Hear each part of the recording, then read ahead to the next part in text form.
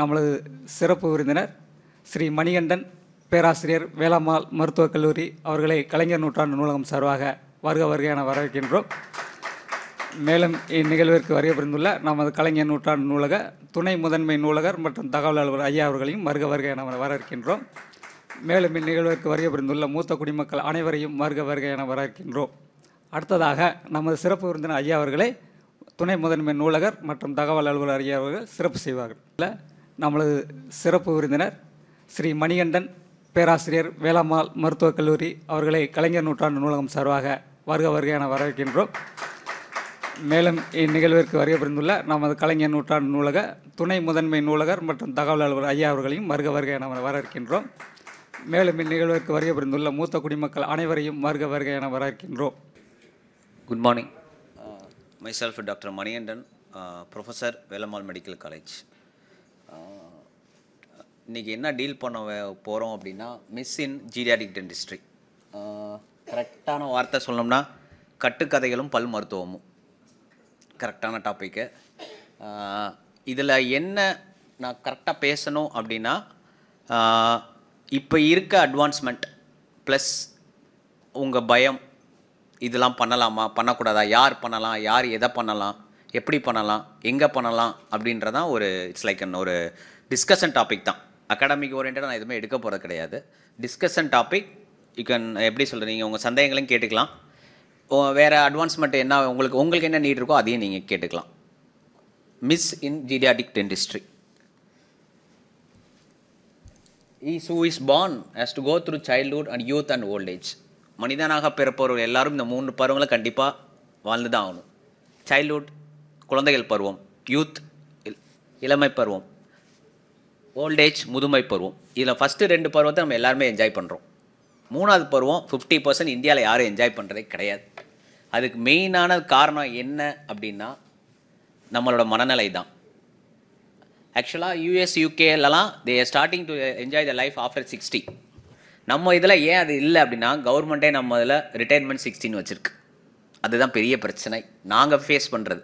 Retirement அப்படின்னால வேலைக்கு தான், நம்மளோட லைஃபுக்கோ நம்ம வயசுக்கோ எதுவுமே கிடையாது. அந்த வேலைக்கு நம்ம போதும் உழைச்சது, 60க்கு மேலே you take rest and enjoy your life, அதுதான் அர்த்தம். ஆனால் நம்ம அதை பெருசாக எப்படி எடுத்துக்கிறாங்க பெரியவங்க அப்படின்னா இதுக்கு மேலே நம்ம எதுவும் செய்யக்கூடாது, நம்ம லைஃப் அவ்வளோதான், ஸோ வி ஷுட் லிவ், அவ்வளோதான். நம்ம அதுக்கப்புறம் லிவ்ன்ற வார்த்தையிலே நம்ம அடங்கிடுறோம். ஃபார் எக்ஸாம்பிள் எங்கள் அப்பாவே ரிட்டையர்ட் போஸ்ட் மாஸ்டர் தான், அவரே 60 ஆச்சுரா இதுக்கப்புறம் என்ன அப்படின்றாரு. ஸோ அந்த மனப்பக்குவத்திலேருந்து நீங்கள் எல்லாம் வெளியே வர்றதுக்கான ஒரு அவேர்னஸ் டாக் தான், சிம்பிள். சரிங்களா? நான் சொன்ன மாதிரி இந்த 65 to 74 ஏர்லி ஓல்டு தான் சொல்கிறாங்க. ஏர்லி ஓல்டு 65 to 74 அப்படின்னா அது வரைக்கும் 74 வரைக்கும் முதியோர்களாகிய அனைவருக்கும் யாரோட டிபெண்டன்ஸு தேவையில்லை. நம்மளே சாப்பிட்டுக்கலாம், நம்மளே நடந்துக்கலாம், நம்மளே போய்க்கலாம், எல்லாமே வி ஓன் டிபெண்ட், நம்ம யாரை சார்ந்து இருக்க மாட்டோம். இதில் மிடில் ஏஜ் 75 to 84 அக்கம்பனி இல்லாமல் வெளியே போக முடியாது. Somebody should accompany. சில முதியோர்கள் கூட யாராவது வரணும், நடக்க ஸ்லோவாக நடப்பாங்க. Third very old greater than 85. So 60க்கு மேலே எவ்வளோ டிஃப்ரென்ஸ் என்ன இருக்குது பாருங்கள். ஸோ 85ன்றது யாருன்னா இந்த வீல் சேரில் போகிறவங்க, கைத்தாங்களாக கூட்டிகிட்டு போகிறவங்க, இவங்க தான் அந்த 85. ஸோ அவங்க வேணால் they can consider as it's a right age to retire 85+. ஆனால் நம்ம மக்கள் இப்போ இருக்க ஜென்ரேஷன் மக்கள்ன்றதோட 60லே ரிட்டையர் ஆகிடுறாங்க. எல்லாத்துலேருந்து லைஃப், லிவிங், என்ஜாய்மெண்ட் எல்லாமே. ஜீரியாடிக் டென்டிஸ்ட்ரி இது என்னோட டாபிக். முதியோருக்கான பல் மருத்துவ பராமரிப்பு, அதுதான். இப்போது ஃபஸ்ட்டு ரீசன் பல் சம்மந்தமாக நம்ம கேர் எடுத்துக்கிறதுக்கு ஒரே காரணம் என்னென்னா நம்ம நல்லா இருக்கணும். ஃபஸ்ட்டு நம்மளை பார்க்குறவங்க நம்மளை பார்த்து இன்னும் நல்லா இருக்கணும்னு நினைக்கணும், அதுதான் 2வது ரீசன். 3வது முக்கியமான கண்டிஷன் பல் பராமரிப்பு எதுக்குன்னா சாப்பிட்றதுக்கு. சாப்பிட்டா தான் இன்னும் நல்லா இருக்க முடியும். இது 3 ரீசன் தான் மெயினாக. ஒன்று அழகு, நம்மளோட ஹேண்ட்ஸப் பராமரிப்பு, 3வது சாப்பாடு, ஹெல்த். இந்த 3க்கு பல் சம்மந்தமானது எல்லாமே ரொம்ப ரொம்ப முக்கியம், அவசியம். அபோவ் 60 பிடிக்குதோ அதை ஃபாலோ பண்ணி தான் ஆகணும்.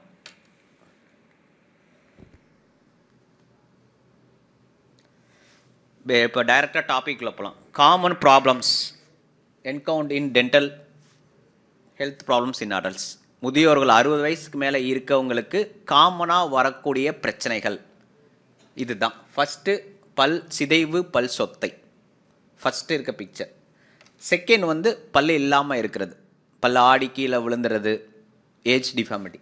மூணாவது ஈருக்கிடையில் வரக்கூடிய இன்ஃபெக்ஷன்ஸ், கம் ப்ராப்ளம்ஸ், ஈறு பிரச்சனைகள். கீழே நாலாவது ஈறு பிரச்சனையோட அடுத்த விளைவு. கீழே அந்த லாஸ்ட்டாக இருக்கிறது வந்து பல் தேய்மானம். இது பேசிக்காக அபோவ் 60 எவ்வளோ நல்லா ஹெல்த் வச்சுருந்தாலும் எந்த மெடிக்கல் காம்ப்ளிகேஷன்ஸ் இல்லைனாலும் இது வரும். நெக்ஸ்ட் ரொம்ப முக்கியமானது ட்ரை மவுத், ஜெரோஸ்டோமியான்னு சொல்லுவோம், வாய் உலர்ந்து போகிறது.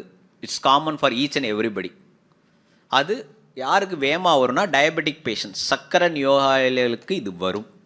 ரெண்டாவது யாருக்கு அந்த ப்ராப்ளம் வரும் அப்படின்னா அதிகமாக மாத்திரைகள் எடுத்துக்கிறவங்க, ரெகுலராக சில பேர் எடுத்துக்குவாங்க. ஃபார் எக்ஸாம்பிள் ரெகுலராக எடுத்துக்கூடிய மாத்திரைகள் அப்படின்னா ஃபஸ்ட்டு சுகர் தான் வரும் காமனாக. ரெண்டாவது BP, pressure, hyper tension.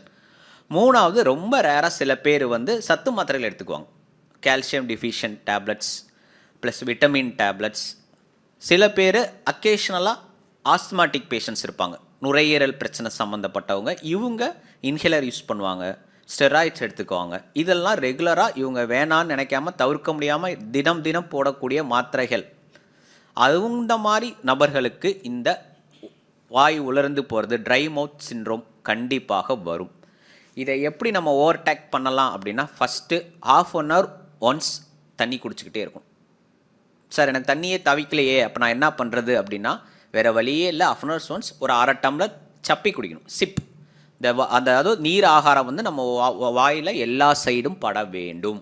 1/2 hour once ஒரு 1/2 tumbler குடித்தாலுமே இட்ஸ் எஃபிஷியன்ட், அவ்வளோதான் போதும். அதுக்கடுத்து வேறு என்ன ரெமெடி இதுக்கு இருக்கா அப்படின்னா, நம்ம வாய் உலர்ந்து போகிறது எல்லா நேரமும் ஆகாது. Some conditions, especially during winter time, குளிர்காலத்தில் மட்டும்தான் இது அதிகமாக வரும். ஏன்னா அப்போ நம்ம உடம்புல தண்ணி பற்றாக்குறை ஆகும். எல்லோரும் சம்மரில் வரும்னு நினச்சிக்கிட்டு இருக்காங்க. ஆக்சுவலாக சம்மரில் அது வராது, வின்டரில் தான் இது வரும் அதிகமாக. சம்மரில் ஏன் வராது, நம்ம தண்ணி குடிப்போம் சம்மரில், அது காரணம் உலர்ந்து போகிறது இல்லை, ட்ரைனஸ் வேறு, இது உலர்ந்து போகிறது வேறு. சரிங்களா? மூணாவது முக்கியமானது வின்டர் சீசனில் தான் நம்ம நீர் சத்துள்ள அதிகமாக காய்கறிகள் சாப்பிட வேண்டும். மத்தியானம் ஒரு வேளையாது காயின்னு முடிகிறது எல்லாமே நீர்ச்சத்துள்ள காய்கறிகள். உங்களுக்கு என்னை விட உங்களுக்கு நல்லாவே தெரியும். பாவக்காய், பீக்கங்காய், பூசணிக்காய், கோவக்காய், பூசணிக்காய், காயின்னு முடிகிறது எல்லாத்துலேயும் அதிகமான நீர்ச்சத்து இருக்குது. ப்ளஸ் ஈஸிலி டைஜஸ்டபிள், சீக்கிரம் செரிமானம் ஆகக்கூடியது. இதெல்லாம் வின்டரில் நம்ம எடுத்துக்கணும். சார் இப்போ டேப்லெட்ஸ்லாம் போட்டால் வருதுன்றீங்க, அப்போ டேப்லெட்ஸ் எங்களால் போடாமல் இருக்க முடியாதே. கரெக்டு தான். ஆனால் அந்த டேப்லெட்ஸ் போட்டு நான் சொன்னதெல்லாம் ஃபாலோ பண்ணி அதை ரெக்டிஃபை ஆகலை அப்படின்னா தென் we can, அதுக்கப்புறம் நம்ம அதுக்கு மவுத் வாஷ் இருக்குது, சலீவா அப்படின்னு சொல்லுவோம். சலீவா அப்படி அந்த மவுத் வாஷ் என்ன பண்ணும் அப்படின்னா உமிழ்நீர் சுரக்கிறத அதிகப்படுத்தி விடும். அந்த மவுத் வாஷ் யார் வேணால் யூஸ் பண்ணலாம், காமன். அது ஒரு நாளைக்கு 3 வேளை யூஸ் பண்ணலாம். ஜஸ்ட் வாய் கொப்பளிக்கிற மாதிரி தான். இப்போது ஆயில் புல்லிங் அதெல்லாம் வந்து மெயின்டெனன்ஸ்க்கு. இந்த மாதிரி மவுத் வாஷ் வந்து குறைகளை நிவர்த்தி பண்ணுறதுக்கு. மவுத் வாஷ் எல்லோரும் யூஸ் பண்ணலாமா சார் அபோவ் 60 அப்படின்னா நாட் ரெக்கமெண்டட். தொந்தரவு இருக்க மட்டும்தான் மவுத் வாஷ் யூஸ் பண்ணணும். அப்படி மீறி யூஸ் பண்ணால் என்ன ஆகும், அதுவே ட்ரைனஸை உண்டாக்கும். இப்போது சில காமன் பீப்புள் மவுத் வாஷ் யார் வேணால் யூஸ் பண்ணலான்னு அட்வர்டைஸ் பண்ணுறாங்க. ஆக்சுவலாக பர்சனலாக அதை நான் யாருக்குமே சொல்ல மாட்டேன். அப்படி பண்ணால் தான் எனக்கு கொஞ்சம் கம்ஃபர்டபுளாக இருக்குது சார், நான் ரெகுலராக பண்ணி பழகிட்டேன் அப்படின்றவங்க சால்ட் வாட்டர் காகல் பண்ணலாம். உப்பு தண்ணியை ஒரு நாளைக்கு ஒரு வேளை நீங்கள் கொப்பளிச்சு துப்பலாம். அது மார்னிங் இல்லை நைட். மார்னிங்னா ப்ரஷ் பண்ணுறதுக்கு முன்னாடி, நைட்னா தூங்கும் போது. இன்னொரு மெயின்டெனன்ஸ் ஃபேஸ். அதே மாதிரி 2 வேளை பல் விளக்குறவங்களுக்கும் ட்ரைனஸ் ஆஃப் மவுத் வரும். 2 வேளைன்றது என்னை பொறுத்த வரைக்கும் டயபெட்டிக் பேஷண்ட்ஸ் தவிர்த்து, சர்க்கரை நோயாளிகளை தவிர்த்து மற்றவங்க யாரும் 2 வேளை ப்ரஷ் பண்ணணும் அவசியம் இல்லை. சர்க்கரை நோயாளிகள் பல் தேய்மானம் இருந்து கூச்சம் இருந்தால் அவங்க நைட்டு ப்ரஷ்ஷு பதில் கையில் பல் விளக்கலாம். மெயின்டெனன்ஸ் இது ஆப்ஷனல். நம்ம ஒரு விஷயத்த நம்மளுக்கு அது ஒத்து வரலன்னா அதை வேறு ஆங்கிளில் பண்ணுறது பெஸ்ட். நைட் ப்ரஷ் பண்ணுற பழக்கம் இருக்கவங்க, கூச்சம் இல்லாதவங்க, சுகர் இல்லாதவங்க ஃபிங்கர் ப்ரஷிங் கையில் ப்ரஷ் பண்ணலாம். அதுவே எஃபிஷியன்ட் தான். ரெகுலராக நைட் ப்ரஷிங் அபோவ் 60 நான் பர்சனலாக யாருக்குமே ரெக்கமெண்ட் பண்ண மாட்டேன். ஏன்னா அதுவே ஈறு தேய்மானத்துக்கும் பல் சிதைவுக்கும் ஒரு காரணமாக ஆகுது. இப்போ லேட்டஸ்ட் ஸ்டடி அதுதான் மெயின் ரீசன். ரெண்டாவது, ட்ரை மவுத்துக்கு வேறு ஒரு நல்ல ஒரு பெஸ்ட் ஆப்ளிகேஷன் கொடுக்கலான்னா oil pulling. But oil pulling வந்து கண்டிப்பாக பண்ணணுமான்னு கேட்டால் ஆப்ஷனல் தான். அதை நீங்கள் பண்ணுறனால என்ன ஆகும்னா வாய் உலர போகிறது கொஞ்சம் கம்மியாகும். ரெகுலராக பண்ண தேவையில்லை, அல்டர்னேட்டிவ் டேஸ். அதே மாதிரி சில பேர் சப்பாத்தி டெய்லி சாப்பிடுவாங்க, அவங்களுக்கும் வாய் உலர்ந்து போகும். சப்பாத்தியில் இருக்க கோதுமை அதிகமாக டீஹைட்ரேஷன் பண்ணும். உடம்புக்கு நல்லதான்னு கேட்டால் நல்லது தான். பட் அதோட ஒரு சின்ன பக்க விளைவு உடம்புல இருக்க நீர் சத்தை உரியும். அதனால தான் சப்பாத்தி சாப்பிட்டு அடுத்த 2 ஹவர்ஸுக்கு நல்லா தண்ணி தவிக்கும். நீங்கள் அதே சப்பாத்தியை கோதுமை தோசையாக சாப்பிட்றீங்க, கோதுமையே சப்பாத்தி எல்லாம் தோசையாக சாப்பிட்டீங்கன்னா வெந்தனால அது டீஹைட்ரேஷன் பண்ணாது. சப்பாத்தியாக சாப்பிட்டீங்கன்னா அது டீஹைட்ரேஷன் ஆகும். ரெண்டாவது, இந்த மாதிரி அதிகமாக மாத்திரை போகிறவங்களுக்கு வரக்கூடிய ரெண்டாவது மெயினான ஒரு பக்க விளைவுனா பல்லு கலர் மாறுறது. நல்லா இருந்துச்சு பல்லு, 60 வயசுக்கு மேலே எனக்கு மஞ்சளாக தெரியுது. அதுக்கு காரணம் வந்து ட்ரக்ஸ், நம்ம எடுத்துக்கிற மாத்திரைகளோட ஒரு சின்ன பக்க விளைவு தான். அது எல்லா மாத்திரைக்கும் வராது. ஸ்டெராய்ட்ஸ் எடுத்துக்கிறவங்களுக்கு, சுகர் டேப்லெட்ஸ் எடுத்துக்கிறவங்களுக்கு வரும். ப்ரெஷர் டேப்லெட்ஸ் எடுக்கிறவங்களுக்கு அது வராது. மற்ற tablets for example cardiology patient, heart patients எடுத்துக்கிற மாத்திரைகளுக்கு வராது. சில நேரம் அக்கேஷனலாக அயன் டேப்லெட்ஸ் எடுத்தால் இது வரும். அயன் டேப்லெட்ஸ் எடுத்துக்கிறவங்களுக்கு இந்த மாதிரி டெட்ராசைக்ளின் ஸ்டெயின்ஸ்னு நாங்கள் சொல்லுவோம். ஏஜ் எல்லோவிங் இதெல்லாம் அதில் வரும். ரொம்ப முக்கியமான topic medical consideration and management. First we look after diabetes. சர்க்கரை நோயாளிகள் பல் எடுக்கலாமா? Any guess? என்ன டவுட்ஸ்னாலும் கேட்கலாம் sir. Let make a discussion topic, கலந்துரையாடல வச்சுக்கலாம். சர்க்கரை நோயாளிகள் பல்ல எடுக்கலாமா? இப்போ இருக்க லேட்டஸ்ட் ட்ரெண்டு எடுத்தால் ஆறாது, எடுக்கக்கூடாது, எடுத்தால் சில பேருக்கு இறந்துடுறாங்க. இப்போ இருக்க லேட்டஸ்ட் ட்ரெண்டே அதுதான். இந்த 3 ரீசன் சர்க்கரை நோயாளிகள் நினச்சிக்கிட்டு இருக்காங்க. ஆக்சுவலாக அப்படி கிடையாது. சர்க்கரை நோயாளிக்கு நான் ஏற்கனவே சொன்ன மாதிரி ட்ரைனஸ் ஆஃப் மவுத் தான் ஃபஸ்ட்டு சிம்டம். ஓரலில் வாயில் வரக்கூடிய பக்க விளைவுகள் சர்க்கரை வேலைக்கு ஃபஸ்ட்டு வர்றது ஓரல் ட்ரைனஸ் ஆஃப் மவுத். ரெண்டாவது, ட்ரைனஸ் ஆஃப் மவுத்தை நம்ம கண்டுக்காமல் விட்டோம் அப்படின்னா அடுத்து அது கம் டிசீஸாக மாறும், ஈறு பிரச்சனையாக மாறும். மூணாவது, பேட் பிரீத். வாயிலேருந்து ஸ்மெல்லு வருது சார் காலையில் எழுந்திரிச்சோனையும். நிறையா எனக்கு காலேஜில் நிறையா சர்க்கரை சொல்கிற மெயினான கம்ப்ளைண்ட் ஃபஸ்ட்டு வாயிலேருந்து ஸ்மெல்லு வருது காலையில், பேட் பிரீத். அதுக்கப்புறம் காமனாக சொல்கிறது ட்ரைனஸ் ஆஃப் மவுத். ஃபஸ்ட்டு 2 தான் நிறையா பேர் சொல்லி நான் கேள்விப்பட்டிருக்கேன். 4வது முக்கியமானது, இப்போ கொஞ்சம் லேட்டஸ்ட்டாக டேஸ்ட்டு தெரியலை. இந்த 4மே சர்க்கரை நோயாளிகளுக்கு வரக்கூடிய காமனான குறைபாடு வருது. காமன் 5ல் 2 பேருக்கு இந்த தொந்தரவு இப்போ நான் ரீசெண்டாக நான் பார்த்துக்கிட்டு இருக்கேன். இதை ஓவர் கம் பண்ணணுன்னா நான் ஆல்ரெடி சொன்னது தான். பட் இந்த மாதிரி இருக்க பேஷண்ட்ஸ் இவங்களுக்கு பல் எடுக்கலாமா? தாராளமாக எடுக்கலாம். ஃபாஸ்டிங், வெறு வயிற்றில் பார்க்குற சர்க்கரை 125க்குள் இருந்தால் தாராளமாக பல் சம்பந்தமான எல்லா இதையும் நம்ம பண்ண முடியும், பண்ணலாம். சேஃப். 125 வெறு வயிற்றில். சாப்பிட்டதுக்கப்புறம் இருக்கிற சர்க்கரை அளவு வந்து 200க்குள்ளே இருக்கணும். அவங்களுக்கும் பண்ணலாம். சார் எனக்கு இது 2மே கூட இருக்குது, ஆனால் 3 மாதத்துக்கு ஒருக்க பார்க்குற சர்க்கரை அளவு HbA1cன்னு சொல்லுவோம், 3 மாதமான சராசரி, அது எனக்கு கண்ட்ரோலாக இருக்குது சார் அப்படின்னாங்கன்னா அவங்களுக்கும் நம்ம பல் சம்பந்தமான அனைத்து வைத்தியமும் பண்ணி கொள்ளலாம். இதில் இன்னொரு கேட்டகரி மெயினான, சில பேர் மாத்திரை எடுத்துக்காமல் இன்சுலின் போடுவாங்க. இன்சுலின் போடுறவங்களுக்கு இது செட் ஆகுமா சார் அப்படின்னா, இன்சுலின் போடுறவங்களுக்கு இது கண்டிப்பாக செட் ஆகும். இதே ரூல்ஸ் தான். அவங்களுக்கு இதே அளவு சர்க்கரையில் இருந்தால் நம்ம என்ன வைத்தியம் பல் சம்மந்தமாக, பல்லு கட்டுறதோ, பல்லை எடுக்கிறதோ, இல்லை பல்லை க்ளீன் பண்ணுறதோ, இல்லை பல்லை சரி பண்ணிக்கிறதோ, என்ன வைத்தியம் வேணாம் பண்ணலாம்.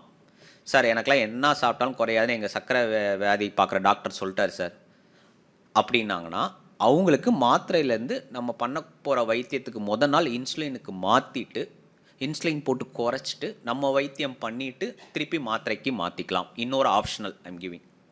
ரெண்டாவது இப்படி பண்ணலாம். சார் இப்போ இன்சுலின் போடுறவங்களுக்குமே அப்படி இருந்தால் என்ன சார் பண்ணுறது அப்படின்னு கேட்டிங்கன்னா, இன்சுலின் போடுறவங்களுக்கு அப்படி இருந்தால் இன்சுலினோட யூனிட்ஸை கூட்டிக்கலாம். யூனிட்ஸை கூட்டிட்டு அதை கம்மி பண்ணிவிட்டு சர்க்கரை அளவை கம்மி பண்ணிவிட்டு நம்மளுக்கு தேவையான வைத்தியம் பண்ணிவிட்டு திருப்பி யூனிட்ஸை பழைய இதுக்கு குறைச்சிக்கலாம். இது செகண்ட் ஆப்ஷன் ஃபார் இன்சுலின் போடுற சர்க்கரை வியாதிகளுக்கு. சார் இதெல்லாம் பண்ணி அவசியம் இதை பண்ணணுமா? இந்த நான் செகண்ட் தேர்ட் சொன்ன அந்த ப்ரோட்டோகால் அல்ட்ரலேஷன்ஸ்லாம் எமர்ஜென்சி ட்ரீட்மெண்ட். எமர்ஜென்சி சார் ஒருத்தவங்க பல்லு வலி வீக்கத்தோடு வராங்க, அவங்களுக்கு நம்ம அப்படியே விட முடியாது. ஸோ இது அடுத்த கட்ட நடவடிக்கைகள். பட் இது ரெண்டுமே நீங்கள் பார்த்துக்கிட்டு இருக்க சர்க்கரை நிபுணருக்கு ஒப்புதல் இல்லாமல் பண்ண முடியாது. அவங்க இதெல்லாம் அவர் பண்ணணும். அவர் பண்ணி சார் நீங்கள் இன்றைக்கி பல்லு எடுத்து விடுங்க, சார் இன்றைக்கி அவருக்கு என்ன ஆப்ரேஷன் பண்ணுமோ பண்ணுங்கள், சார் இன்றைக்கி என்ன வேணால் நீங்கள் பண்ணிக்கலாம், ஈஸ் நார்மல். நம்மளுக்கு நம்ம என்ன வைத்தியம் பண்ணுறோமோ அன்னைக்கு சர்க்கரை அளவு கம்மியாக இருந்தால் நம்மளுக்கு போதும். 24 hours என்ன வைத்தியம் பண்ணாலும் பல்லு எடுக்கிறோம் அப்படின்னா மட்டும்தான் அடுத்த நாளும் கம்மியாக இருக்கணும். 48 hours. அந்த 48 hours எதுக்கு சார்? அதுக்கப்புறம் கூடனா ஒன்றும் பிரச்சனை இல்லை, அப்படி கிடையாது. 48 ஹவர்ஸுக்கு அது கண்ட்ரோலில் இருந்தால் ப்ரைமரி ஹீலிங்னு சொல்லுவோம், ஆரம்ப நிலை குணப்படுத்துதல். அந்த 48 மணி நேரத்தில் அது நடந்துடும். எவ்வளோ வயசானவங்களாக இருந்தாலும் சரி, என்ன காம்ப்ளிகேஷன்ஸ் இருந்தாலும் சரி, எந்த ஹிஸ்ட்ரி இருந்தாலும் சொல்லி 48 ஹவர்ஸில் இட் வில் கெட் செட்டில். 3ஆம் நாள் உங்கள் சர்க்கரை எவ்வளோ கூடினாலும் அந்த ஆறுற தன்மையை, அந்த வைத்தியம் பண்ண தன்மையை அது தொந்தரவு பண்ணாது. இது சர்க்கரை நோயாளிகளுக்கு மட்டும் நான் சொல்கிறது. வேறு எதுவும் டவுட்ஸ் இருக்கா சர்க்கரை நோயாளிகள் பற்றி? Any doubt sir? எதுவும் சந்தேகங்கள்? அடுத்த டாபிக் போலாமா? Right. Next, hypertension, BP, இரத்த கொதிப்பு. 120/80 நார்மல்ன்றது எல்லாருக்குமே தெரியும். அந்த 120/80 நார்மல் அப்படின்னா யாருக்கு நார்மல்னா, மாத்திரை போட்டுக்கிட்டு இருக்கவங்களுக்கு அது நார்மல். சார் மாத்திரை போடாதவங்களும் இது 120/80 நார்மலா? Depends on age. 60 வயசுக்கு மேலே 120/80 இருக்குமான்னு கேட்டிங்கன்னா ரொம்ப ரேர் தான். ஒன்று லோவாக இருக்கும். லோவானா இப்போ ஃபார் எக்ஸாம்பிள் 120/80 நார்மலாக 110/70 இருக்கும். சார் அப்போ அது லோ பிபியாக கிடையாது, நார்மல் பிபி தான். அவங்க ஏஜ் வைஸ் பிபி கன்சிடரேஷன் நான் சொல்ல வர்றது. இப்போ இதே யங்ஸ்டர்ஸ் பார்த்தீங்கன்னா ஒரு 30 கிலோ பார்த்தீங்கன்னா அவங்களுக்கு எல்லாம் பிபி மேல்ஸாக இருந்தால் இதோட கூட இருக்கும். 140/80, 150/80, 140/90 இதெல்லாம் பிபியா சார்? கிடையாது, ஏஜ் ஃபேக்ட். ஃபீமேல்ஸுக்கு பார்த்தீங்கன்னா சில பேர்த்துக்கு ரொம்ப லோவாக இருக்கும். ரொம்ப லோவாக இன்சென்ஸ் அப்படின்னு பார்த்தீங்களா? ரொம்ப லோவாக இன்சென்ஸ்ன்னு பார்த்தீங்களா உங்களுக்கு 100/70, 90/60 இதெல்லாம் low BP. This is all because of improper diet. இது மெயினாக ஃபீமேல்ஸுக்கு தான். 60க்கு மேலே இருக்கவங்களுக்கு ஃபீமேல்ஸுக்கு லோ பிபியாக இருந்தால் அவங்களுக்கு சத்து குறைபாடுன்னு சொல்லுவாங்க. சத்து குறைபாடு அப்படின்னா என்ன அர்த்தம் அப்படின்னா, அவங்களோட இரத்த அணுக்கள் கம்மியாக இருக்குது. ஹீமோக்ளோபின் செக் பண்ண சொல்லுவாங்க டாக்டர்ஸ். நீங்கள் போய் பார்த்தீங்கன்னா ஹீமோக்ளோபின் கம்மியாக ஆனால் என்ன ஆகும்னா, பிளட் சர்க்குலேஷன் கம்மியாகும் போது கிறுகிறுப்பு வரும். சார் காலை எந்திரிச்சோடனே கிறுகிறுப்பு வருதுன்னுவாங்க. சார் இவங்களாம் என்ன சார் பண்ணணும்? பிபி டேப்லெட்ஸ் போட்டு கூட்டணுமா? அப்படிலாம் கிடையாது. இவங்களாம் நல்லா சாப்பிட்டாலே போதும், பிபி நார்மலுக்கு வந்துடும். So 120/80 it's normal. நம்ம ப்ரொசீஜர் எதாவது பண்ண போகிறோம், பல்லு எடுக்க போகிறோம், பல்லு கட்ட போகிறோம், ஒரு ஆப்ரேஷன் பண்ண போகிறோம் அப்படின்னா, வாயில் எந்த வைத்தியம் பண்ண போகிறோம், நம்ம பண்ணுற அந்த ½ hour முன்னாடி இந்த 120/80 இருந்தால் போதும், நம்ம என்ன வேணால் பண்ணிக்கலாம். பல்லு எடுத்துக்கலாம், பல்லு கட்டிக்கலாம், க்ளீன் பண்ணிக்கலாம், அனைத்து வைத்தியம் பண்ணிக்கொள்ளலாம். நம்ம பண்ணுறதுக்கு ½ hour முன்னாடி இது இருந்தால் போதும். சார் இப்போ பண்ணும்போது கூடுச்சுன்னா, பண்ணும்போது கூடும் அப்படின்றவங்களுக்கு நாங்கள் செக் பண்ணி பார்ப்போம். அதாவது ரிப்பீட்டட் பிபி செக்அப். ½ hour முன்னாடி பார்க்கும்போது நார்மல். அதே மாதிரி லெஃப்ட் ஹேண்டில் பாடுவோம். ரைட்டில் ஃபஸ்ட்டு பார்ப்போம், அடுத்து லெஃப்ட்டில் திருப்பி பார்ப்போம். லெஃப்ட்டில் எதுக்கு திருப்பி பார்க்கணும்? நீங்கள் சொன்ன மாதிரி ½ hour திருப்பி கூடுமா அப்படின்னு கேட்டிங்கன்னா அந்த டவுட்டை நாங்கள் அப்படி கிளியர் பண்ணிக்குவோம். இவங்க கூடுமா இவங்களுக்கு. இது ஒன்லி ஃபார் நார்மல் பேஷண்ட்ஸ், இரத்த கொதிப்பு இல்லாதவங்களுக்கு. இரத்த கொதிப்பு இருக்கிறவங்களுக்கு நம்ம என்ன வைத்தியம் பண்ண போனாலும், ரத்தம் சம்மந்தமாக பல்ல எடுக்கிறோம், ஆப்ரேஷன் பண்ணுறோம், இல்லை பல்லு உடஞ்சிருச்சு அந்த உடஞ்ச பல்ல எடுக்கிறோம், இல்லை அடிபட்டுருச்சு வாயில் தையல் போடுறோம், இந்த மாதிரி வைத்தியங்கள் எப்படி பண்ணணும்னா, பிபி பேஷண்ட்டாக இருந்தால் அந்த மாதிரி நேரம் பதட்டத்தில் பிபி கூடிரும், 120/80க்கு மேலே போயிடும். அவங்களுக்கு நாங்கள் என்ன பண்ணுவோம் அப்படின்னா, அவங்க பதட்டமே ஆகாமல் பயம் இல்லாமல் இருந்தாலுமே பிபி இப்படி கூட காட்டுச்சுன்னா அந்த பிபி மாத்திரை அப்போ போட்டுக்கலாம், அந்த செகண்ட் போட்டுக்கலாம். போட்டுட்டு ½ hour கழித்து நம்ம என்ன வைத்தியம் வேணால் பண்ணிக்கலாம். சார் நான் காலையிலே போட்டுட்டேன், எங்கள் பல் டாக்டர் 11 மணிக்கு தான் வர சொன்னார், அப்போ போய் பார்க்கும்போது பிபி கூட இருக்குது அப்படின்னா ஒன்றும் பிரச்சனை இல்லை. அதில் ஒரு அரை மாத்திரை நம்ம பண்ணுறதுக்கு ½ hour முன்னாடி போட்டுக்கலாம். பிபி மாத்திரை போட்டும் பிபி கூட காட்டுச்சுன்னா என்ன சார் பண்ணுறது? நான் என்னோட பேஷண்ட்ஸ் நான் என்ன பண்ணுவேன்னா, நீங்கள் காலையில் பிபி மாத்திரை போடுறீங்க, நான் காலையில் அப்பாயின்மெண்ட் கொடுத்துருக்கேன் காலேஜில் பல் எடுக்குன்னா, நீங்கள் இங்கே வந்துக்கப்புறம் போட்டுக்கோங்கன்னு காலையில் மாத்திரையை மட்டும். ஸோ காலையில் நான் வந்து போட்டதுக்கப்புறம் அங்கே போட்டுட்டு ஒரு ஆஃப் அன் ஹவர் ரெஸ்ட்டில் இருப்பாங்க, மூவ்மெண்ட் இல்லாமல். ஸோ எவ்வளோ பிபி ஹையாக இருந்தாலும் அது நார்மலுக்கு வந்துடும். What ever the high it's. இது இன்னொரு ஆப்ஷன் நம்ம பண்ணிக்கிறதுக்கு. சார் ஓகே சார், இப்போது பிபி என்ன பண்ணாலும் குறையவே மாட்டேங்குது அப்படியே இருக்குன்னா, இப்போ ரீசெண்டாக என்ன பண்ணுறாங்க சில பொதுநல மருத்துவர்கள் அப்படின்னா, ஒரு ஹார்ட் டாக்டர் இப்போ என்ன பண்ணுறாங்க, ஆன்டி ஆங்ஸைட்டி ட்ரக்குன்னு வச்சுருக்காங்க பதட்டத்துக்கு. அந்த மாத்திரை ஒரு ஆஃப் அன் ஹவர் முன்னாடி போட்டுக்கலாம் நம்ம பண்ண போகிற வைத்தியம். நான் சொல்கிற இன்ஸ்ட்ரக்ஷன் எல்லாம் நார்மல் வைத்தியங்கள். நார்மல் வைத்தியன்றதான் ஊசி கொடுத்து பண்ணக்கூடிய அனைத்து வைத்தியங்கள். எந்த வைத்தியமாக இருந்தாலும், காலில் ஒரு தையல் போகிறதா இருக்கட்டும், காலில் ஒரு அடிபட்டுருச்சு சார், நகம் வெட்டிடுச்சு சார், இது அனைத்தும் நார்மலாக தூங்க வச்சு பண்ணக்கூடிய ஆழ்நிலை வைத்தியங்கள், மயக்க மருந்து கொடுத்து பண்ணுறதுக்கு இது வராது, அது வேறு. அதே மாதிரி இப்போ 150 100 சார் இவ்வளோ நீங்கள் சொல்கிறீங்க, இவ்வளோ பண்ணியும் ஒருத்தர் குறையல, என்ன பண்ணலாம்? 150 100 அப்படின்னா we will postpone the treatment. இன்றைக்கி பண்ணாமல் அடுத்த நாள் பண்ணுவோம். சார் அப்போ நாளைக்கு பண்ணால் குறைஞ்சிருமா? கிடையாது. இவ்வளவும் பண்ணி ஒருத்தர் குறையலைன்னா அது குறையாது. 150 100 அவங்கள நாங்கள் என்ன பண்ணுவோன்னா, monitoring the BP for every 1 hour. அவங்க போடுற பிபி மாத்திரையே we will shift and give. அவங்க 2 வேளை பிபி மாத்திரை போடுறாங்க, அதை 4 வேளையாக டோசேஜ் கம்மியாக பிரித்து கொடுத்துருவோம். 2 வேளை போடுறாங்க அப்படின்னா அதை 3ஆக பிரிப்போம். டோசேஜ் போட்டுட்டு மானிட்டர் பண்ணிக்கிட்டே இருப்போம். 1 hour once they will check BP. எந்த டைமில் அவங்களுக்கு பிபி ரைஸ் ஆகுது, எந்த டைமில் குறையுதுன்னு மானிட்டர் பண்ணுவாங்க. இதை வந்து ஒரு ஜென்ரல் ஃபிசிஷியன், நீங்கள் பிபிக்கு பார்க்குற டாக்டர் இதை பண்ணுவார். இதை மானிட்டர் 1 day பண்ணி எனக்கு ஒரு சார்ட் கொடுத்துருவார். சார் இந்த டைமில் அவங்களுக்கு நார்மலாக இருக்குது மாத்திரை போட்டோம், ஸோ இந்த டைமில் உங்கள் ப்ரொசீஜரை வச்சுக்கோங்க அப்படின்னு. அது ஒரு வகை எப்படி பிபி பேஷண்ட்ஸ்க்கு பண்ணலாம் அப்படின்னு. சார் இப்போ எமர்ஜென்சிலாம் என்ன பண்ணுவாங்கன்னா, that time we will shift to மயக்க மருந்து. எமர்ஜென்சி அவங்களுக்கு ஊசியாக கொடுத்து பண்ண முடியாதுன்னா அப்போது ஹாஸ்பிட்டலில் அட்மிட் பண்ணி ப்ரிகாஷன்ஸ் ப்ரோட்டோகால் தடுப்பு முறைகள் ஹாஸ்பிட்டலில் அட்மிட் பண்ணி மயக்க மருந்துக்கு நாங்கள் அப்போ தான் அந்த பேஷண்ட்டை மயக்க மருந்துக்கு மாற்றுவோம். நார்மலாக பல்ல எடுக்கணுன்னாலுமே நம்ம அப்படி பண்ணிக்கலாம். இப்போ ஆப்ஷனல் இதான். நீங்கள் சொல்கிற இடத்துலாம் அட்மிட் கிடையாது. நீங்கள் உங்கள் ப்ரெஷருக்கு எந்த டாக்டர்கிட்ட பார்க்குறீங்களோ அவர் ஹாஸ்பிட்டலில் வச்சுருந்தாலும் நாங்கள் அதை பண்ணிக்கலாம். ஹீனோஸ். இப்போ நான் சொல்கிற எல்லாமே சுகர் ப்ரெஷர் அந்த பார்க்குற டாக்டர் பண்ண வேண்டிய ப்ரோட்டோகால்ஸ். இதை நாங்கள் அவங்களுக்கு லெட்டராக கொடுத்துருவோம். We will guide them. அதாவது நாங்கள் கொடுத்து சார் இதெல்லாம் பண்ணி கொடுத்தீங்கன்னா அவங்களுக்கு நான் பண்ணித்தரேன். இது ப்ரெஷர் சம்மந்தமான பேஷண்ட்ஸ். சில பேஷண்ட்ஸ் ரத்த கொதிப்பு இருக்கவங்க பிளட் தின்னர்னு சொல்லுவோம், ஆன்டிபிளேட்லெட் ட்ரக், ரத்தம் உறையாமல் இருக்கிற மாத்திரை சில பேஷண்ட்ஸுக்கு ஹைப்பர் டென்ஷனுக்கு இப்போ கொடுக்குறாங்க. சில பேஷண்ட்ஸ் நான் ரீசெண்டாக 10 பேரில் ஒரு ஆளுக்கு அது கொடுக்குறாங்க. அவங்களுக்கு என்ன சார் அப்படின்னா, அவங்களுக்கு இது எதுவுமே வராது. இந்த ப்ரோட்டோகாலுக்குலாம் அவங்க வரவே மாட்டாங்க. அவங்க எந்த ப்ரோட்டோகாலில் வருவாங்கன்னா, அவங்க அந்த மாத்திரையை 3 நாள் நிப்பாட்டணும் with fitness of your physician. பொதுநல மருத்துவர் ஒப்புதல் கொடுத்தால் அந்த மாத்திரையை நிப்பாட்டிக்கலாம் சார். நீங்கள் அவங்க ப்ரிகாஷனுக்கு தான் போடுறாங்க, வேறு எந்த தொந்தரவும் அவங்களுக்கு இல்லை அப்படின்னா அந்த பிளட் தின்னர் ஆன்டிபிளேட்லெட் ட்ரக்னு சொல்லுவோம். ஆஸ்பிரின், இக்கோஸ்பிரின், குளோபில்லட், ரோசாவால்ட் இதெல்லாம் அந்த லிஸ்ட்டில் இருக்குது. இப்படி தான் போட்டாங்கன்னா அவங்களுக்கு அந்த மாத்திரையை 3 நாள் ஹோல்டு பண்ணிவிட்டு 3 நாளுக்கு அப்புறம் பிபி செக் பண்ணிவிட்டு 4ஆவது நாள் காலையில் நம்ம என்ன வைத்தியம் வேணால் பண்ணிக்கலாம். 4ஆவது நாள் காலையில் என்ன வைத்தியம் வேணால் பண்ணிவிட்டு அந்த மாத்திரையை அன்றைக்கி நைட்டு இருந்து திருப்பி போட்டுக்கலாம்.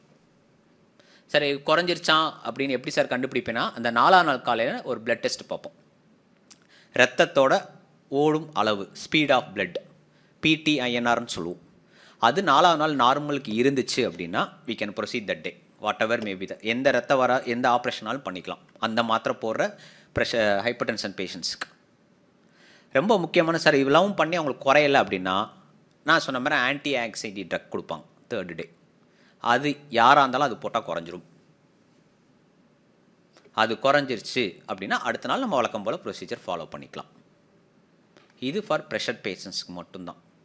சார் சில பேர் இருப்பாங்க, சார் நான் ஒரு நாள் போடுவேன், அடுத்த நாள் வேலை இருக்கும் மறந்துடுவேன், எங்களுக்கெலாம் எப்படி சார் அப்படின்னாங்கன்னா, ப்ரெஷர் மாத்திரையை பொறுத்த வரைக்கும் ப்ரெஷர் ஒழுங்காக போட்டால் அது கண்ட்ரோல்லே இருக்கும். ஒழுங்காக போடவில்லை என்றால் அது போட்டும் பிரயோஜனம் இல்லை. நம்ம போடாத அன்னைக்கு அது எவ்வளோ மெயின்டைன் ஆகுதோ அதுதான் அதோட மெயின்டெனன்ஸ் லெவல் நினச்சி அதுவாக நம்ம உடம்பு அந்த பிளட்டோட அந்த ரத்தோட பிபின்னு சொல்லக்கூடிய அந்த ப்ரெஷருக்கு அது மாடுலேட் ஆகிக்கும். அது மாடுலேட் ஆயிடுச்சுன்னா பிரச்சனை இல்லை. மாடுலேட் ஆகலைன்னா உங்களுக்கு ஹை பிபி மெயின்டைன் ஆகிக்கிட்டே இருக்கும். அதுக்கப்புறம் அந்த மாத்திரை நீங்கள் போடுறது வேஸ்ட். நீங்கள் போய் செக் பண்ணி அதை டோசேஜ் ஒன்று கூட்டணும், இல்லை அந்த டோசேஜை டபுள் ஆக்கணும், 2 வேலையாக மாற்றிக்கணும். இவங்களுக்கு நான் சொல்கிற எல்லாமே என்ன வைத்தியம் வேணால் பண்ணிக்கலாம். அது வாயிலன்னு மட்டும் இல்லை, பொதுவாக காமன் ஊசி கொடுத்து பண்ணக்கூடிய ரத்தம் வரக்கூடிய ப்ரொசீஜர்ஸ் எல்லாமே நான் சொல்கிறது எல்லாமே மேஜர்ஸ் தான். மயக்க மருந்து சம்மந்தமாக இது வராது. Any doubt sir? சொல்லுங்கள் சார்.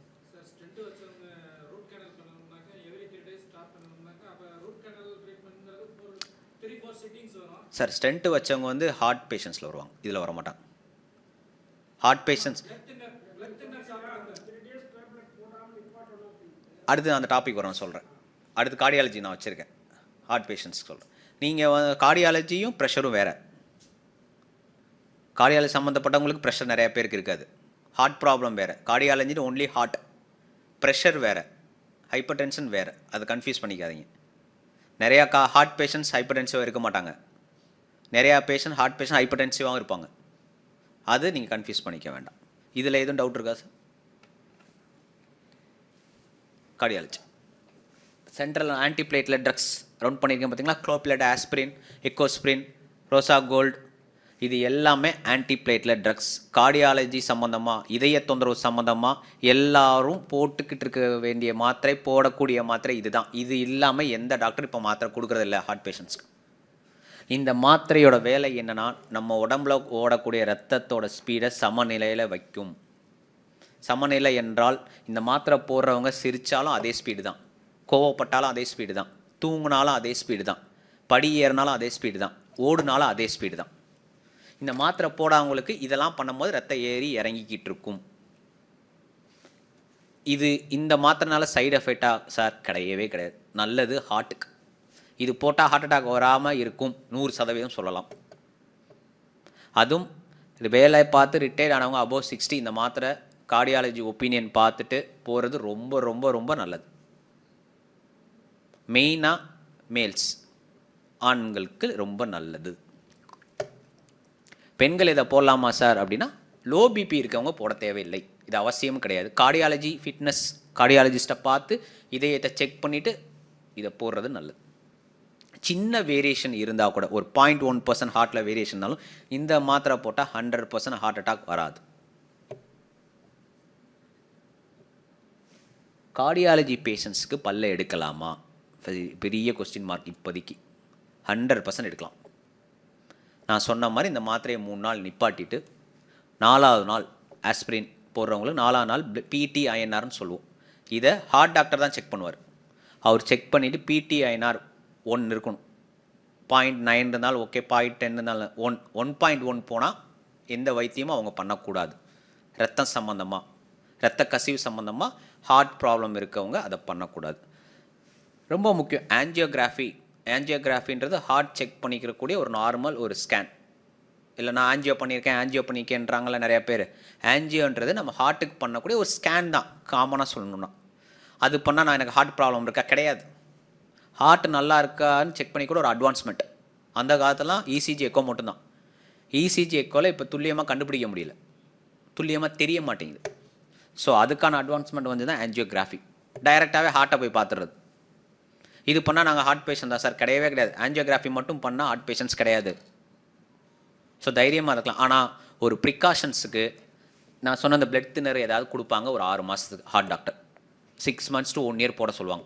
சார் உங்களுக்கு ஆஞ்சியோ பண்ணிக்கனால ஒரு 1 year இதெல்லாம் ஃபாலோ பண்ணுவாங்க. நாங்கள் அது ப்ரோட்டோகால் இன் சென்ஸ் தடுப்பு முறைகள், ஒரு சேஃப்கார்டு மாதிரி, ஒரு வேலி மாதிரி ஹார்ட்டுக்கு.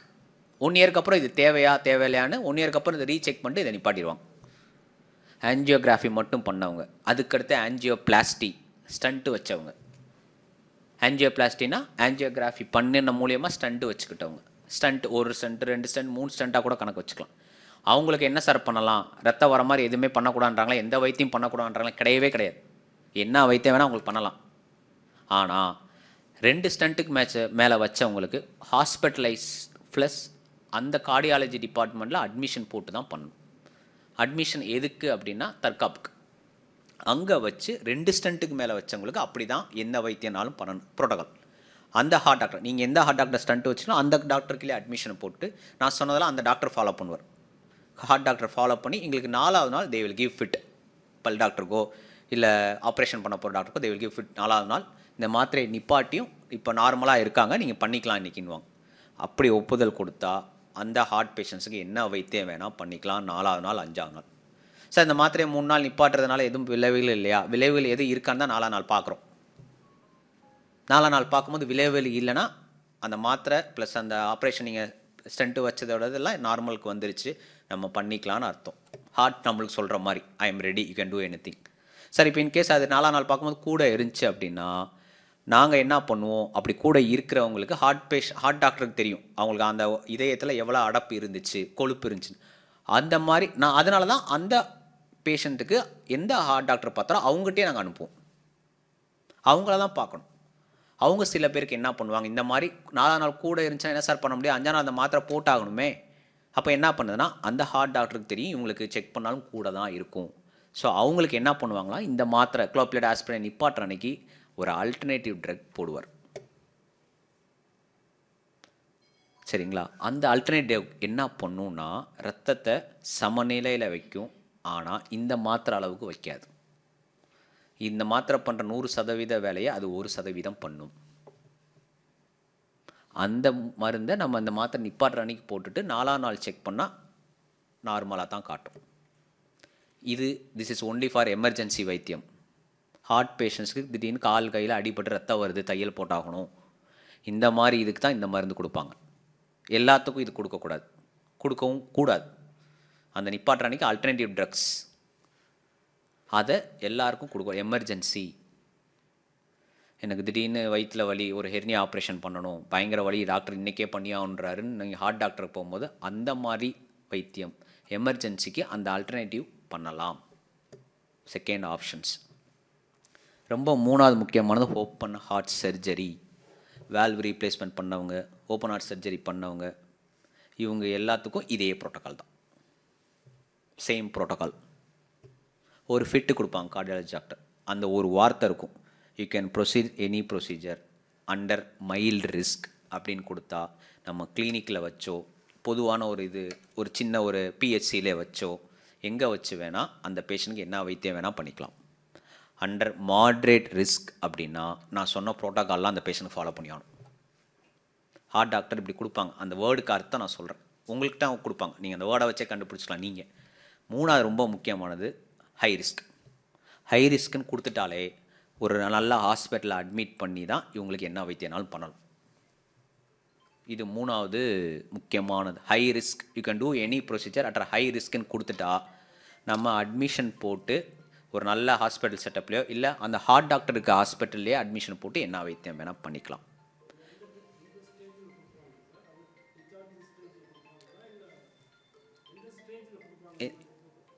எந்த ஸ்டேஜில்னு இல்லை சார்,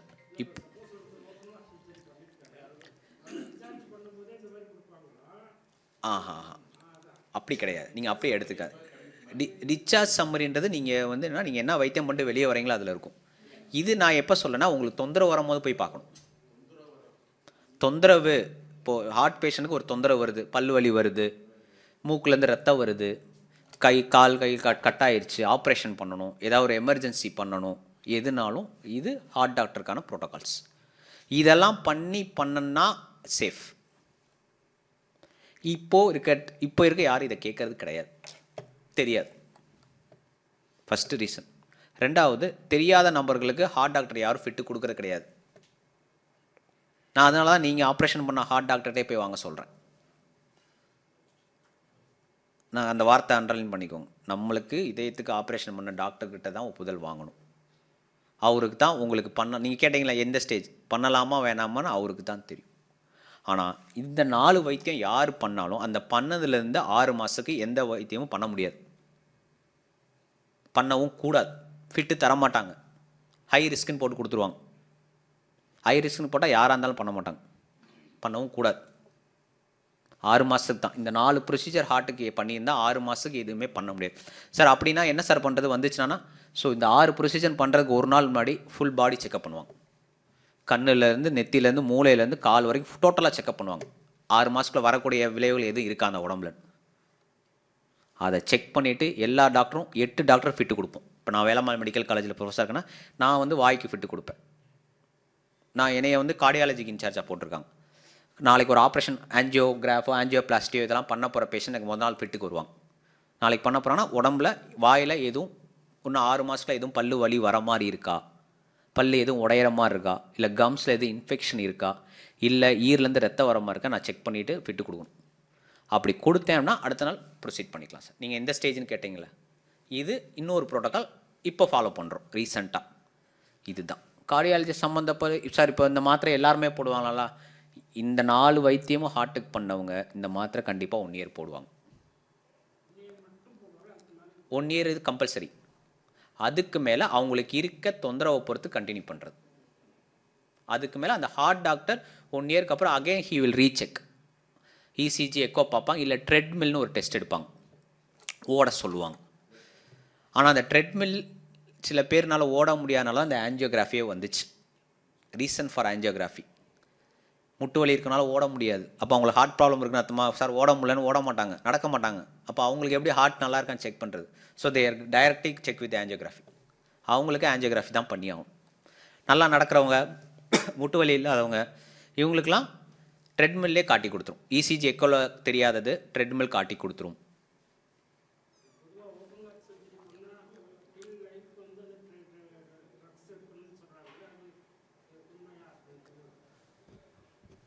அந்த பேஷண்ட்டுக்கு இருக்க ஹார்ட்டுக்கு போகிற ரத்த குழாயில் இருக்க அடப்போட அளவு பர்சன்டேஜை பொறுத்து அதை எடுத்துப்பாங்க சார். வால்வு மாற்றின பின்னாடியும் அதை போட சொல்கிறாங்கன்னா நீங்கள் மாற்றின வேல்வை மட்டும் தான் கன்சிடர் பண்ணுறீங்க. வேல்வு எப்போ மாற்றுவாங்க அப்படின்னா அடப்பு 80% மேலே இருந்தால் வால்வு மாற்றுவாங்க.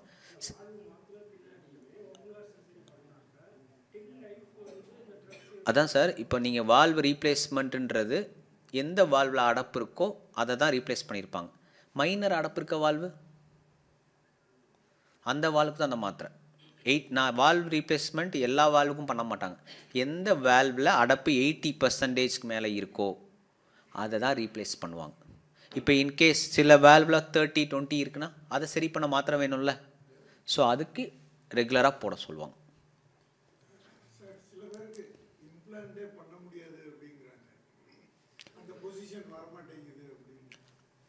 நான் பின்னாடி சொல்கிறேன். ட்ரீட்மெண்ட் ஓரியண்டாக நான் பின்னாடி சொல்கிறேன். நான் இப்போ சொல்கிறதெல்லாம் காமனாக என்கவுண்டர் பண்ணக்கூடிய பிரச்சனைகள்.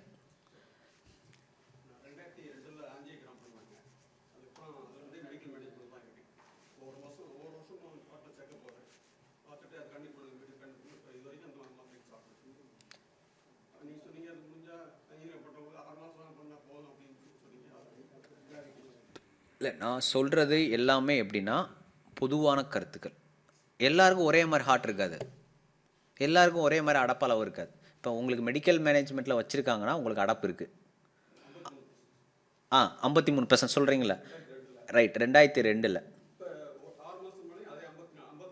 அப்போனா என்ன அப்படின்னா உங்களுக்கு கூடலைன்னா ஸ்டண்ட்டு வைக்கிற அவசியம் இல்லை. அதே நேரம் மாத்திரையை நிப்பாட்ட முடியாது, ஏன்னா அது இன்னும் குறையலை. அவங்களாம் ரெகுலராக போட்டோம். இப்போ நீங்கள் வந்து மெடிக்கல் மேனேஜ்மெண்ட்டில் இருக்கீங்க, கரெக்டாக சொல்லலாம். ஸ்டேஜ் 1 ஸ்டேஜ் 2க்கு நீங்கள் போகாமல் இருக்கிறது தான் அந்த மாத்திரைகள். எக்ஸாக்ட்லி. இது போட்டால் நல்லதா சார்? இது போட்டால் ஹார்ட் அட்டாக் வராது, அடப்பு வராது. இந்த மாதிரி ஆஞ்சியோ ப்ளஸ் ஸ்டண்ட் வைக்கிறதோ, valve replacement, open heart surgery, pacemaker வைக்கிறதோ இதெல்லாம் தேவைப்படாது. ரொம்ப முக்கியமானது பேஸ் மேக்கர். இது ரொம்ப ரேர் தான். ரேர் இன்சென்ஸ் ஒரு 100ல் ஒரு 2 பேருக்கு பேஸ் மேக்கர் வைப்பாங்க. சார் பேஸ் மேக்கருன்றது ஒரு டிவைஸ் உள்ளே வைக்கிறது. சார் அது வச்சுருக்காங்கன்னா இப்போ இந்த டிவைஸை நிப்பாட்ட முடியுமா? கிடையாது. அந்த டிவைஸ் ஹார்ட்டுக்கு கொடுக்குற சிக்னலை குறைப்போம். It's like a remote. Permanent தான் சார், வேறு ஆப்ஷனே கிடையாது. அவங்களுக்கு என்ன பண்ணுவோன்னா அந்த 4th டே நான் சொன்னேன்ல, அவங்களுக்கு அந்த 4th டே மட்டும் அது கொடுக்குற இம்பல்ஸை ரெடியூஸ் பண்ணும்.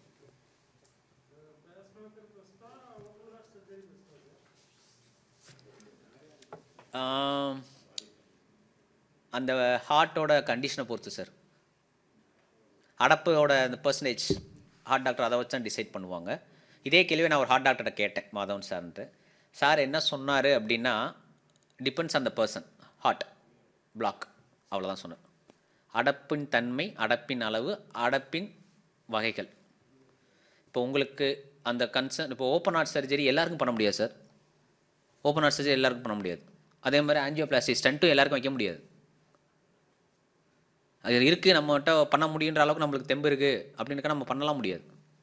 ஹார்ட் அந்த அளவு இருக்கணும். ஓப்பன் ஹார்ட் சர்ஜரிலாம் எல்லாருக்குமே பண்ண முடியாது. மெடிக்கல் மேனேஜ்மெண்ட்லாம் வைப்பாங்க. அதே மாதிரி ஸ்டண்ட்டும் எல்லாத்துக்கும் வைக்க முடியாது. அந்த ரத்த நாளங்கள் அடர்த்தியாக இருக்கணும். எப்படி நம்ம தோல் சுருங்குதோ உள்ள ஆர்கன்ஸும் சுருங்கும். உள்ள ஸ்டண்ட்டு போகாது, ரொம்ப தின்னாக இருக்கும். அதை மீறி போனால் கிழிஞ்சிரும். அந்த டியூப்பு உள்ளே போகிற அந்த ரத்த நாளங்களோட டியூப் ஆர்ட்ரின்னு சொல்லலாம், அந்த ஆர்ட்ரி கிழிஞ்சிரும். இன்னொன்று சொல்கிறேன், நீங்கள் பைபாஸ் பண்ணலாம், ஓப்பன் ஹார்ட் சர்ஜரிலாம் வேல்வ் ரீப்ளேஸ்மெண்ட் சொல்கிறீங்களா, அந்த வேல்வ் வீக்காக இருந்தால் வேல்வை மாற்றிடுவாங்க மெடிக்கல் மேனேஜ்மெண்ட்டில் சரியாகலை அப்படின்னா. சார் இதெல்லாம் அவசியம் பண்ணணுமான்னு கேட்டால், இப்போ இருக்க உணவு பழக்கத்துக்கு வருது, எல்லாத்துக்குமே பண்ணித்தான் சிம்பிளாக சொல்லணுன்னா. கரெக்டாக உண்மையாக சொல்லலாம், நீங்கள் எல்லோரும் சாப்பிட்ட ஒரு நல்ல சாப்பாடு நாங்கள் கொஞ்சம் வரைக்கும் நாங்கள் இன்னும் பார்க்கவே இல்லை. டு பி ஃபேக்ட் நான் சொல்கிறேன். இப்போ நிறைய கிளாஸஸ் நான் பேசும்போது மெடிக்கல் காலேஜ் நிறைய கிளாஸ் நடக்குது மாதிரி. ஹார்ட் பேஷண்ட்ஸ் தான் அதிக பேர் ஆகிறதுக்கு காரணம் ஒன்று தான், மனச்சிதைவு, ஸ்ட்ரெஸ்ஸு.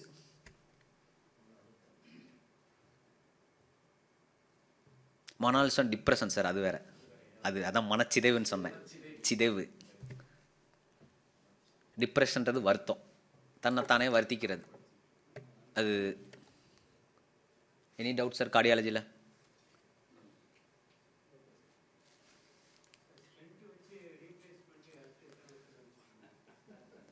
சார் ஆக்சுவலாக ஸ்டண்ட்டு வச்சு நீங்கள் ரீப்ளேஸ்மெண்ட்டுன்றது தேவைப்படாது சார். இப்போ அந்த கான்செப்டெல்லாம் இல்லை. நீங்கள் வச்ச ஸ்டண்ட்டுக்கு கேரண்டி இருக்குது, நல்ல ஸ்டண்ட்டாக வச்சாங்க அப்படின்னா. There's are 2 types of stents sir. ஆக்சுவலாக எனக்கு நான் இவ்வளோ நாலேஜ் இருக்கான்னு கேட்டால், அது ஃபஸ்ட்டு நான் வெளிப்படையாக சொல்லிடுறேன். நான் மெடிக்கல் காலேஜ் இருக்கிறனால தான்.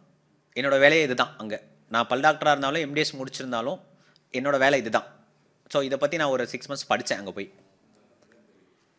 ஃபஸ்ட்டு இதெல்லாம் வெளியே காலேஜில் வேலை பார்க்குற டாக்டர்ஸுக்கு தெரியுமா அப்படின்னா, எம்டிஎஸ் முடித்தவங்களுக்கு தெரியும். எம்டிஎஸ் முடித்து பிஜி முடித்தவங்களுக்கு இது தெரியும். யூஜியில் இருக்கவங்களுக்கு இந்த அளவு தெரியாது, இதோட கம்மியாக தான் தெரியும். So they will refer to, இப்போ நான் சொன்னதெல்லாம் நீங்கள் வைத்தியம் உடலுக்கு பார்த்துக்கிற டாக்டர் எங்களுக்கு சொல்லுவாங்க. இப்போ நான் சொன்னதெல்லாம் உங்களுக்கு சொல்ல வேண்டியது எனக்கு சொன்னது. ஆனால் இப்போ யாரும் அதை உங்களுக்கு சொல்கிறது கிடையாது. Stent replacement sir, stent infection ஆனால் நீங்கள் மாற்றி தான் ஆகணும். அந்த பிளாக்கு கூடும். உங்களுக்கு வைக்கும் போது இருந்த பிளாக் அளவில் அந்த பிளாக் திருப்பி கூடுதுன்னா அந்த ஸ்டென்ட்டை நீங்கள் ரீப்ளேஸ் பண்ணணும். நீங்கள் இப்போ 2 ஸ்டண்ட்டும் இருக்குது சார் கவர்மெண்ட்டில் ஒரு ஸ்டண்ட் கொடுக்குறாங்க. அது எல்லா காப்பீட்டு திட்டத்துலேயும் வரும். அம்மா காப்பீடு திட்டம், மோடி காப்பீடு திட்டம், கலைஞர் காப்பீடு திட்டம், எல்லாத்துலேயும் அது வரும். 100% அது வரும். பட் ஆனால் அது கேரண்டி அப்படின்னா கிடையாது. அது சில பேருக்கு இன்ஃபெக்ஷன் ஆகுது. அது யாருக்கு ஆகுதுன்னா, அது ஸ்டண்ட்டில் குறைபாடு இல்லாமல் ஆகலை.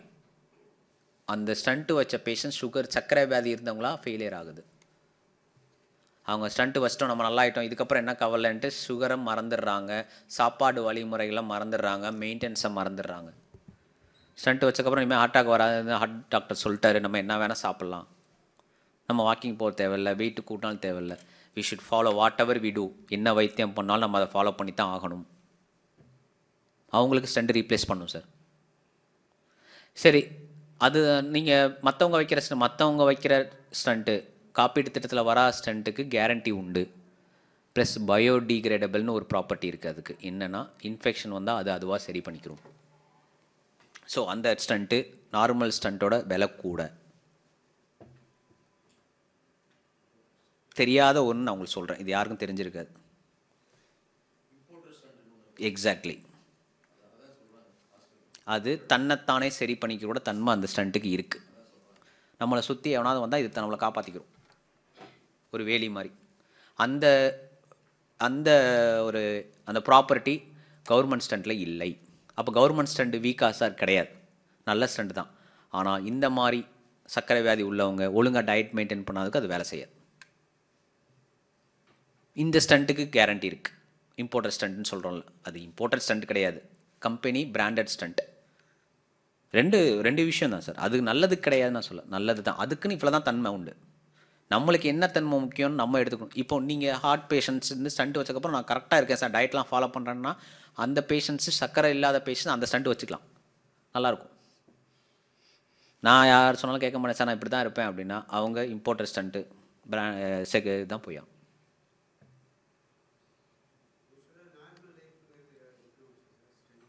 சார். சார் இட்ஸ் நாட் ஒரு இல்லை அது வந்து ஒரு மெட்டீரியல் கிடையாது சார். ரொம்ப பேசிக்காக நான் உங்களுக்கு சொன்னோம்னா, ஒரு இடத்துல அடப்பு இருக்குது, அந்த அடப்பை ஆன்ஜியோ பண்ணும்போது அந்த அடப்பு போயிடும், அதாவது அந்த அடப்பை எடுத்து விட்ரும். அந்த இடத்துல திருப்பி அடப்பு வராமல் இருக்கிறதுக்கு இந்த ஸ்டண்ட் என்ன ஆகுனா இட்ஸ் லைக் எ வலை. உள்ளே போகும்போது இப்படி இருக்கும், அந்த அடப்புக்கிட்ட போனோன்னா இப்படி விரிஞ்சிடும், சிம்பிள். இது இப்படி விரிஞ்சால் திருப்பி அடப்பு வராதான் சரி. நம்மளோட இரத்த நாளங்களோட சதப்பகுதியில் இருந்து தான் அந்த அடப்பு உள்ளே வரும். அந்த சதப்பகுதியை இது வலை மாதிரி நிப்பாட்டிட்டா இந்த இடத்துல அடப்பு வராது, அவ்வளோதான் சார். இந்த வேலை தான் அது பண்ணுது. இதுக்கு கேரண்டி எல்லாம் தேவை கிடையாது. இதுக்கு எதுக்கு கேரண்டி தேவை அப்படின்னு நீங்கள் கேட்டனால நான் சொல்கிறேன். சுகர் இருக்கவங்க கேரண்டி இருக்க ஸ்டண்ட்டை போட்டுக்கிறது சேஃப்.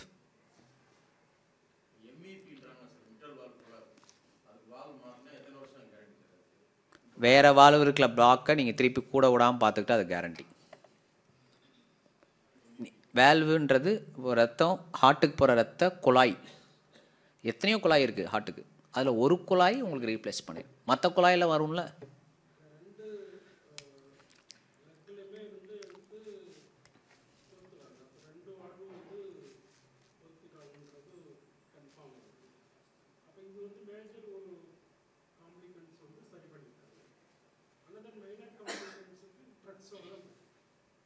அப்படித்தான் அந்த ட்ரக்ஸு இருக்க சின்ன தொந்தரவை இந்த மாதிரி பெருசாக ஆக்கிராமல் இருக்கிறதுக்கு தான்.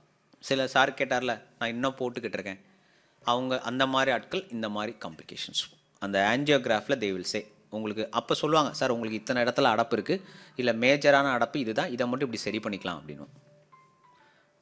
அந்த ட்ரக்ஸை அவங்களாம் போட்டாங்க ரெகுலராக life time, no more options. அது குறைஞ்சிருச்சு அப்படின்னா அவங்க போட தேவையில்லை.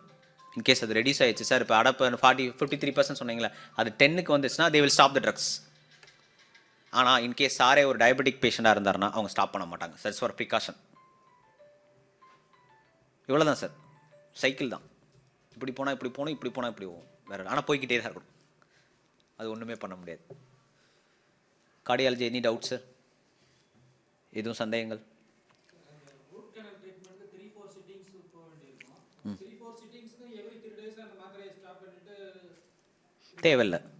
தேவையில்லை. இப்போ ரூட் கெனாலுக்கு அதாவது இந்த மாத்திரை எதுக்கு நிப்பாட்டுறோன்னா பேசிக் ஒன்றே ஒன்று தான் சார். நம்ம உடம்புல என்ன பண்ணாலும் ரத்தம் வராமல் பண்ண போகிறோம் அப்படின்னா இந்த மாத்திரை நிப்பாட்டுறது, இந்த ப்ரோட்டோக்கால்லாம் தேவையே கிடையாது. ரூட் கெனால் ரத்தம் வராது, ஆனால் அந்த ரூட் கெனால் பண்ணும்போது ஊசி கொடுப்போம், மத ஊசின்னு. அந்த ஊசி கொடுக்கும்போது ரத்தம் வரும். அந்த ஊசி முதல் சிட்டிங்கில் தான் கொடுப்போம். ரூட் கெனால் ஃபஸ்ட்டு சிட்டிங் தான். 2வது 3வது சிட்டிங்கில் ஊசி கொடுக்க மாட்டாங்க. 2வது 3வது சிட்டிங் இந்த மாத்திரை நிப்பாட்டணுமான்னா தேவையே கிடையாது. இது நான் சொல்லலை, ஒரு ஹார்ட் டாக்டர் சொன்னது. டு பி ஃப்ரேங்க், நான் எல்லாமே அந்த டாக்டர்கிட்ட பேசிட்டு தான் வந்து பேசிக்கிட்டு இருக்கேன். சுகர் டாக்டர்கிட்ட, கார்டியாலஜி டாக்டர்கிட்ட எல்லாத்தையும் நான் பேசி ஐ மென்ட் ½ hour வித் தம். உங்களுக்கு இருக்க சந்தேகம் மாதிரி என்னோட சந்தேகங்களை ஃபுல்லாக நான் கிளியர் பண்ணிட்டு, எனக்கு தெரிஞ்ச வரைக்கும் நான் ஆல்ரெடி தெரிஞ்சது, எனக்கு தெரியாது நிறையா இருக்குது. ஸோ அதெல்லாம் கிளியர் பண்ணிட்டு அவங்களோட ஒரு ½ hour உட்காந்து பேசிட்டு தான் I am giving a lecture for you. Root கெனாலுக்கு அந்த ஊசி கொடுத்து என்ன வைத்தியம் ஒரு பல் டாக்டர் பண்ணாலும், ஊசி கொடுத்து உங்கள் உடம்புல என்ன வைத்தியம் பண்ணாலும் அன்னைக்கு தான் அந்த மாத்திரை தேவைப்படாது.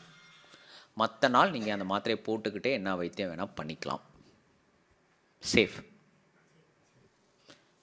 வேறு எதுவும் டவுட்ஸ் மேம்? கார்டியாலஜி இதே தொந்தரவு சம்மந்தமாக?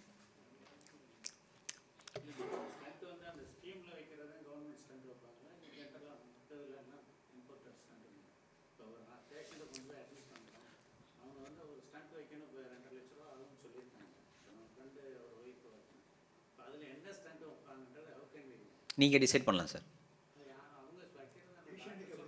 இல்லை, for example Velammal medical college என்ன ப்ரோட்டோக்கால் ஃபார்ம் பண்ணுறாங்க, ஸ்டென்ட் வைக்கிற மாதிரி தே வில் டிஸ்கஸ். பேஷண்ட்டை கிடையாது, பேஷண்ட் அட்டெண்டட் இல்லை இருக்கு.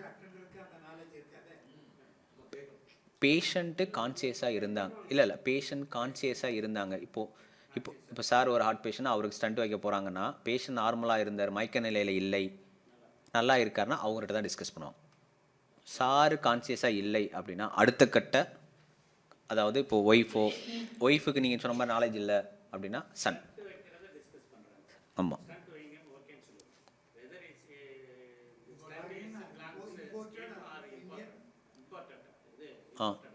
அது வந்து சில ஹாஸ்பிட்டலில் கேட்க மாட்டாங்க. அது ஏன் அப்படின்னா, நீங்கள் இப்போ ஃபார் எக்ஸாம்பிள் என்ன சொல்கிறது, இப்போ நீங்கள் ஒரு இன்சூரன்ஸ் சம்மந்தமாக அட்மிட் ஆகிட்டீங்க, இப்போது நான் வந்து இன்சூரன்ஸ் வச்சுருக்கேன் சார், இன்சூரன்ஸ்க்கு இதை கீழே பண்ணிக்கிறேன்னா அவங்க இதை கேட்க மாட்டாங்க.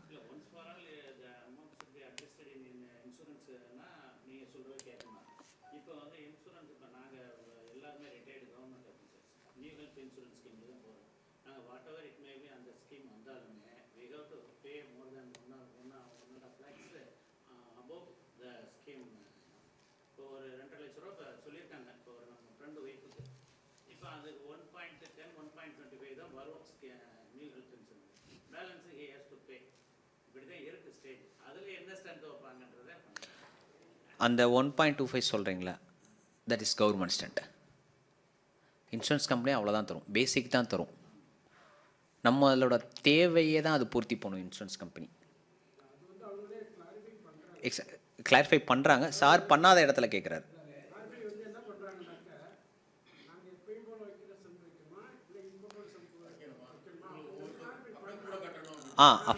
அஃபோர்டபிலிட்டி பொறுத்து சார், அஃபோர்டபிலிட்டி பொறுத்து.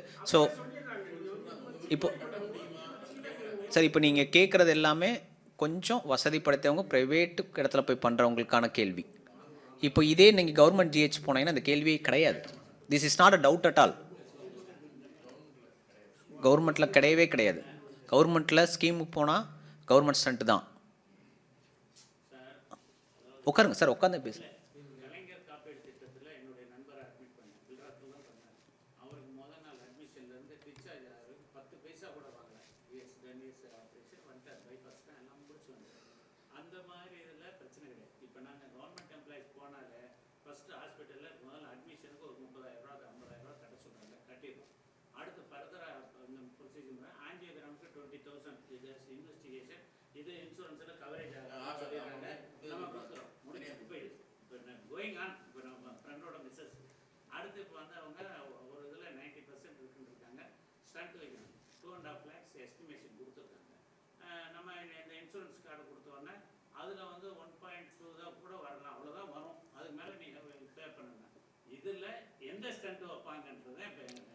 அதான் சார் உங்கள் அஃபோர்டபிலிட்டி தான். அதாவது இப்போ இது சில இடத்துல அதை வந்து நீங்கள் அவங்களுக்கு நோட்டீஸ் கொடுக்கணும். நோட்டீஸ் மாதிரி நீங்கள் இன்ஃபார்ம் பண்ணணும். சார் நாங்கள் இன்சூரன்ஸ் கீழே பண்ணாலும் we will pay you extra.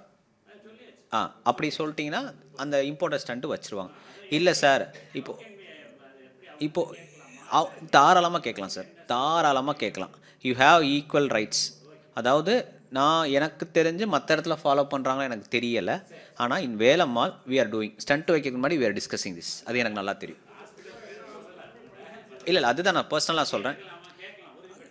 ஆமாம், இது இப்போது இன்சூரன்ஸ் வச்சுருக்கேன். இப்போ நீங்கள் சொல்கிறதெல்லாம் ரிட்டையர்ட் ஸ்டாஃப்ஸ்க்கான நியூ இந்தியா இன்சூரன்ஸ். இதில் வந்து 50% தான் தராங்க, சில இதில் 70 வரைக்கும் தராங்க கேடர் பொறுத்து. ஆனால் ப்ரைவேட் இன்சூரன்ஸ் நிறையா இருக்குது, ஸ்டார் ஹெல்த்து, இந்த மாதிரி தே கிவிங் 95%. ஸோ இவங்களுக்குலாம் அந்த கேள்வியே வராது உண்மையாக சொல்லணுன்னா.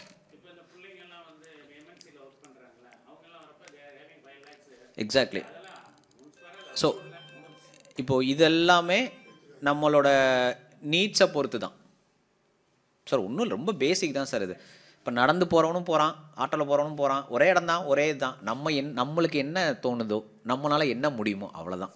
ஆனால் அந்த இடத்துக்கு போகிறதுன்றது காமன் போயே ஆகணும், அவ்வளோதான்.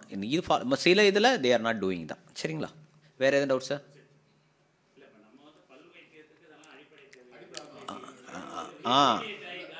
இல்லை நான் அதுக்கெலாம் ரெடியாக தான் வந்திருக்கேன். இதெல்லாம் நீங்கள் யார்ட்டையும் கேட்க முடியாது. இப்போ சொல்கிறேன் சார், என்னோடய ஏஜுக்கில் இருக்க எனக்கு இப்போ ஏஜ் 36. என் ஏஜுக்கு கீழே இருக்கவங்க எந்த ஹார்ட் டாக்டரும் இவ்வளோ பேசுகிறது கிடையாது.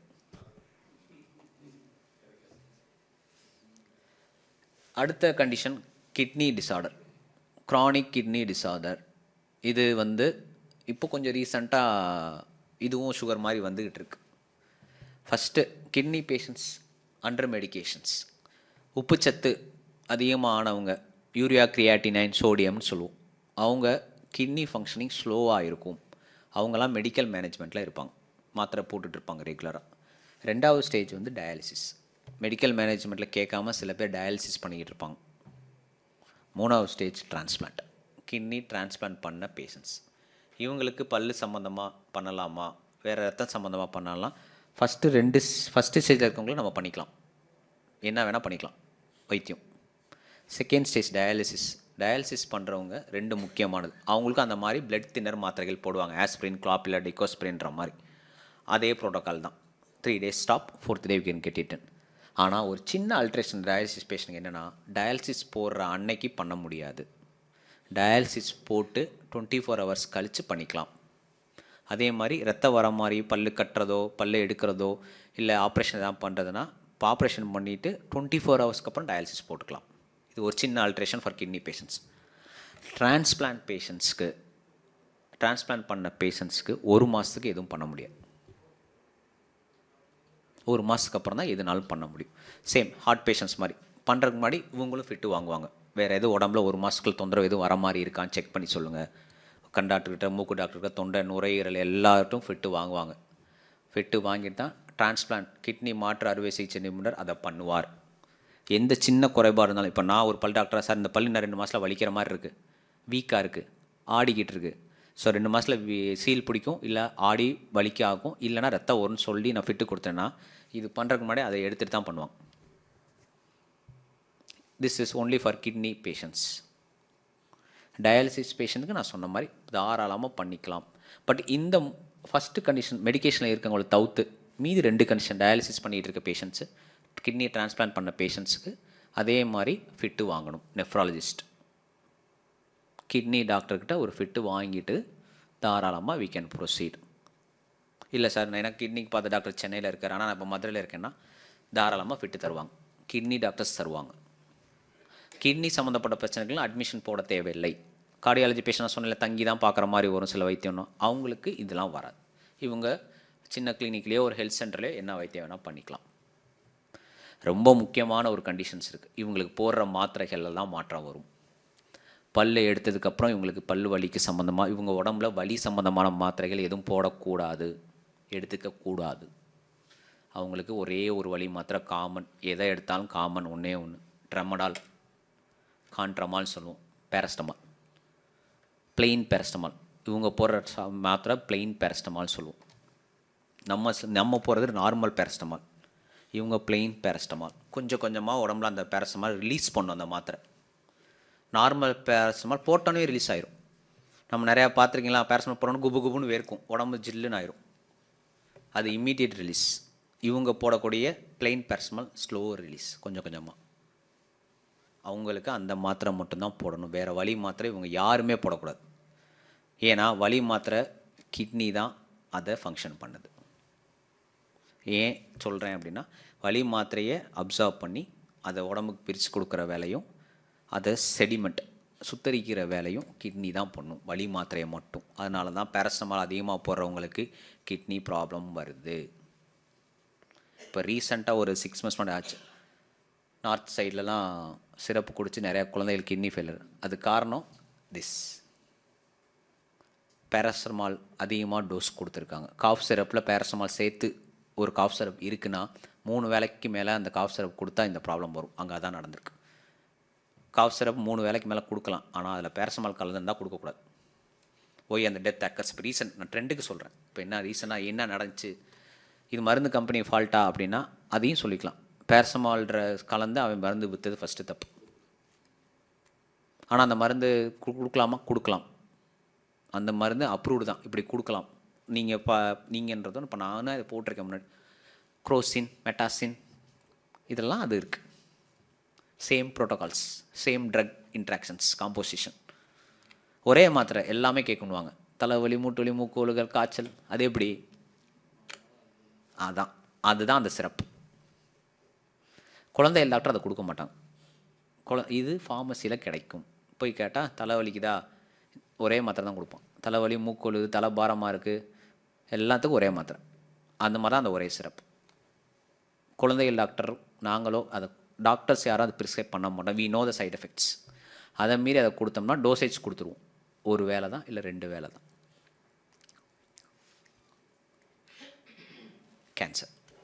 கேன்சர் பேஷண்ட்ஸ் இப்போ ரீசண்டாக ட்ரெண்டில் இருக்க டாபிக் அட்வான்ஸ்மெண்ட்னு வச்சுக்கோங்களேன். இந்த தொந்தரவுலாம் கூட காமன். இதுதான் இப்போ advancement. First surgical management, second chemotherapy, 3வது ரேடியேஷன். சர்ஜிக்கல் மேனேஜ்மெண்ட் ஒரு கேன்சர் இருந்து வாய் புற்றுநோயோ, நுரையீரல் புற்றுநோயோ, கேன்சர் புற்றுநோயோ, இல்லை யுட்ரஸ் புற்றுநோயோ, இல்லை பெருங்குடல் புற்றுநோயோ இருந்து ஒருத்தங்க ஆப்ரேஷன் பண்ணிட்டாங்க அப்படின்னா ஆப்ரேஷன் பண்ணதுக்கப்புறம் அவங்களுக்கு நம்ம என்ன வைத்தியம் வேணால் பண்ணிக்கலாம். எந்த கான்ட்ரா இண்டிகேஷன்ஸ் கிடையாது. Second stage chemotherapy. கீமோதெரப்பியில் ஒரு பேஷண்ட் இருக்காங்களாம், அந்த கீமோதெரப்பி டெய்லி கொடுக்க மாட்டாங்க. It's like a cycle. Operation பண்ணாதவங்களே கீமோதெரப்பி போகும். சில பேர்த்துக்கு கீமோதெரப்பி பண்ணுற பேஷண்ட்டாக இருந்தாங்கன்னா அந்த கீமோ முடிஞ்சு இன்றைக்கி அந்த மருந்து கொடுத்துருக்காங்க அப்படின்னா அது முடிஞ்சு 7 நாளுக்கு அப்புறம் என்ன வேணால் பண்ணிக்கலாம். என்ன வைத்தியம் வேணால், ரத்த சம்மந்தமாகவோ உடம்புல என்ன வைத்தியம் வேணால் பண்ணிக்கலாம். சார் எமர்ஜென்சி என்ன சார் பண்ணுறதுன்னா, எமர்ஜென்சினா கீமோ நிப்பாட்டிடுவாங்க. கொஞ்ச நாள் நிப்பாட்டலாம், அதனால் ஒரு பாதிப்பு வராது. Chemo can be stopped. சில பேருக்கு சர்ஜரி பண்ணாலும் கீமோ கண்டினியூ பண்ணுவாங்க கொஞ்சம் நாளைக்கு. கேன்சர் பேஷண்ட்ஸ்க்கு, புற்றுநோய் உள்ளவங்களுக்கு, அவங்களுக்கும் கீமோ கொடுத்து 7 நாளுக்கு அப்புறம் என்ன வைத்தியம் வேணால் பண்ணிக்கலாம். சார் அப்புறம் திருப்பி எப்போ சார்னா, இப்போ வைத்தியம் பண்ணிட்டு 2 நாளுக்கு 48 ஹவர்ஸ்க்கு அப்புறம் திருப்பி கீமோ ஸ்டார்ட் பண்ணிக்கலாம். அந்த கீமோ சைக்கிள் டேட் வந்துச்சுன்னா. 3வது ரேடியேஷன்ஸ். ரேடியேஷனில் இருக்கவங்களுக்கு நம்ம எந்த வைத்தியமும் பண்ணக்கூடாது ரேடியேஷன் முடிகிற வரைக்கும். சார் ஏன் சார் இதுக்கு 2 மட்டும் கொடுக்குறீங்க? இதுக்கு மட்டும்னா ரேடியேஷன்றது உடம்புல இருக்க நோய் எதிர்ப்பு சக்தி ஃபுல்லாக அதை ஆஃப் பண்ணிடும். பேட்டரியை ஃபுல்லாக டவுன் ஆக்கி திருப்பி ரீசார்ஜ் பண்ணுற மாதிரி. ஸோ டவுனாக இருக்கும்போது நம்ம எதாவது பண்ண முடியுமா? பேட்டரி ஆஃப் ஆயிரும் எப்போனாலும். ஸோ அதனால் அது திருப்பி ரீசார்ஜ் ஆகிற வரைக்கும் நம்ம எந்த வைத்தியம் பண்ணக்கூடாது. அதாவது டோட்டல் பாடியில் இருக்க இம்யூன் சிஸ்டம், நோய் எதிர்ப்பு சக்தியை ஃபுல்லாக அது டம்ப் பண்ணிடும் ரேடியேஷன். அப்படியே அடித்து உட்கார வச்சு திருப்பி ஏற்றும். அது ஏறி நார்மலுக்கு வர வரைக்கும் ரேடியேஷன்ஸ் போயிட்டு இருக்கவங்களுக்கு எதுவும் பண்ணக்கூடாது. அப்போ எப்படி நம்ம பண்ணுறது பலிக்கும்? பலிக்காதில்ல. நோய் எதிர்ப்பு சக்தியே இல்லாதவங்களுக்கு என்ன பண்ண முடியும்? ஸோ இந்த ரேடியேஷன் முடிகிற வரைக்கும் எந்த வைத்தியமும் அவங்க பண்ணிக்கக்கூடாது. இது என்ன கேன்சராக இருந்தாலும், whatever maybe the cancer, wherever maybe the cancer, எங்கே இருந்தாலும் கேன்சர், எந்த கேன்சராக இருந்தாலும். நான் சொன்னதெல்லாம் காமன்.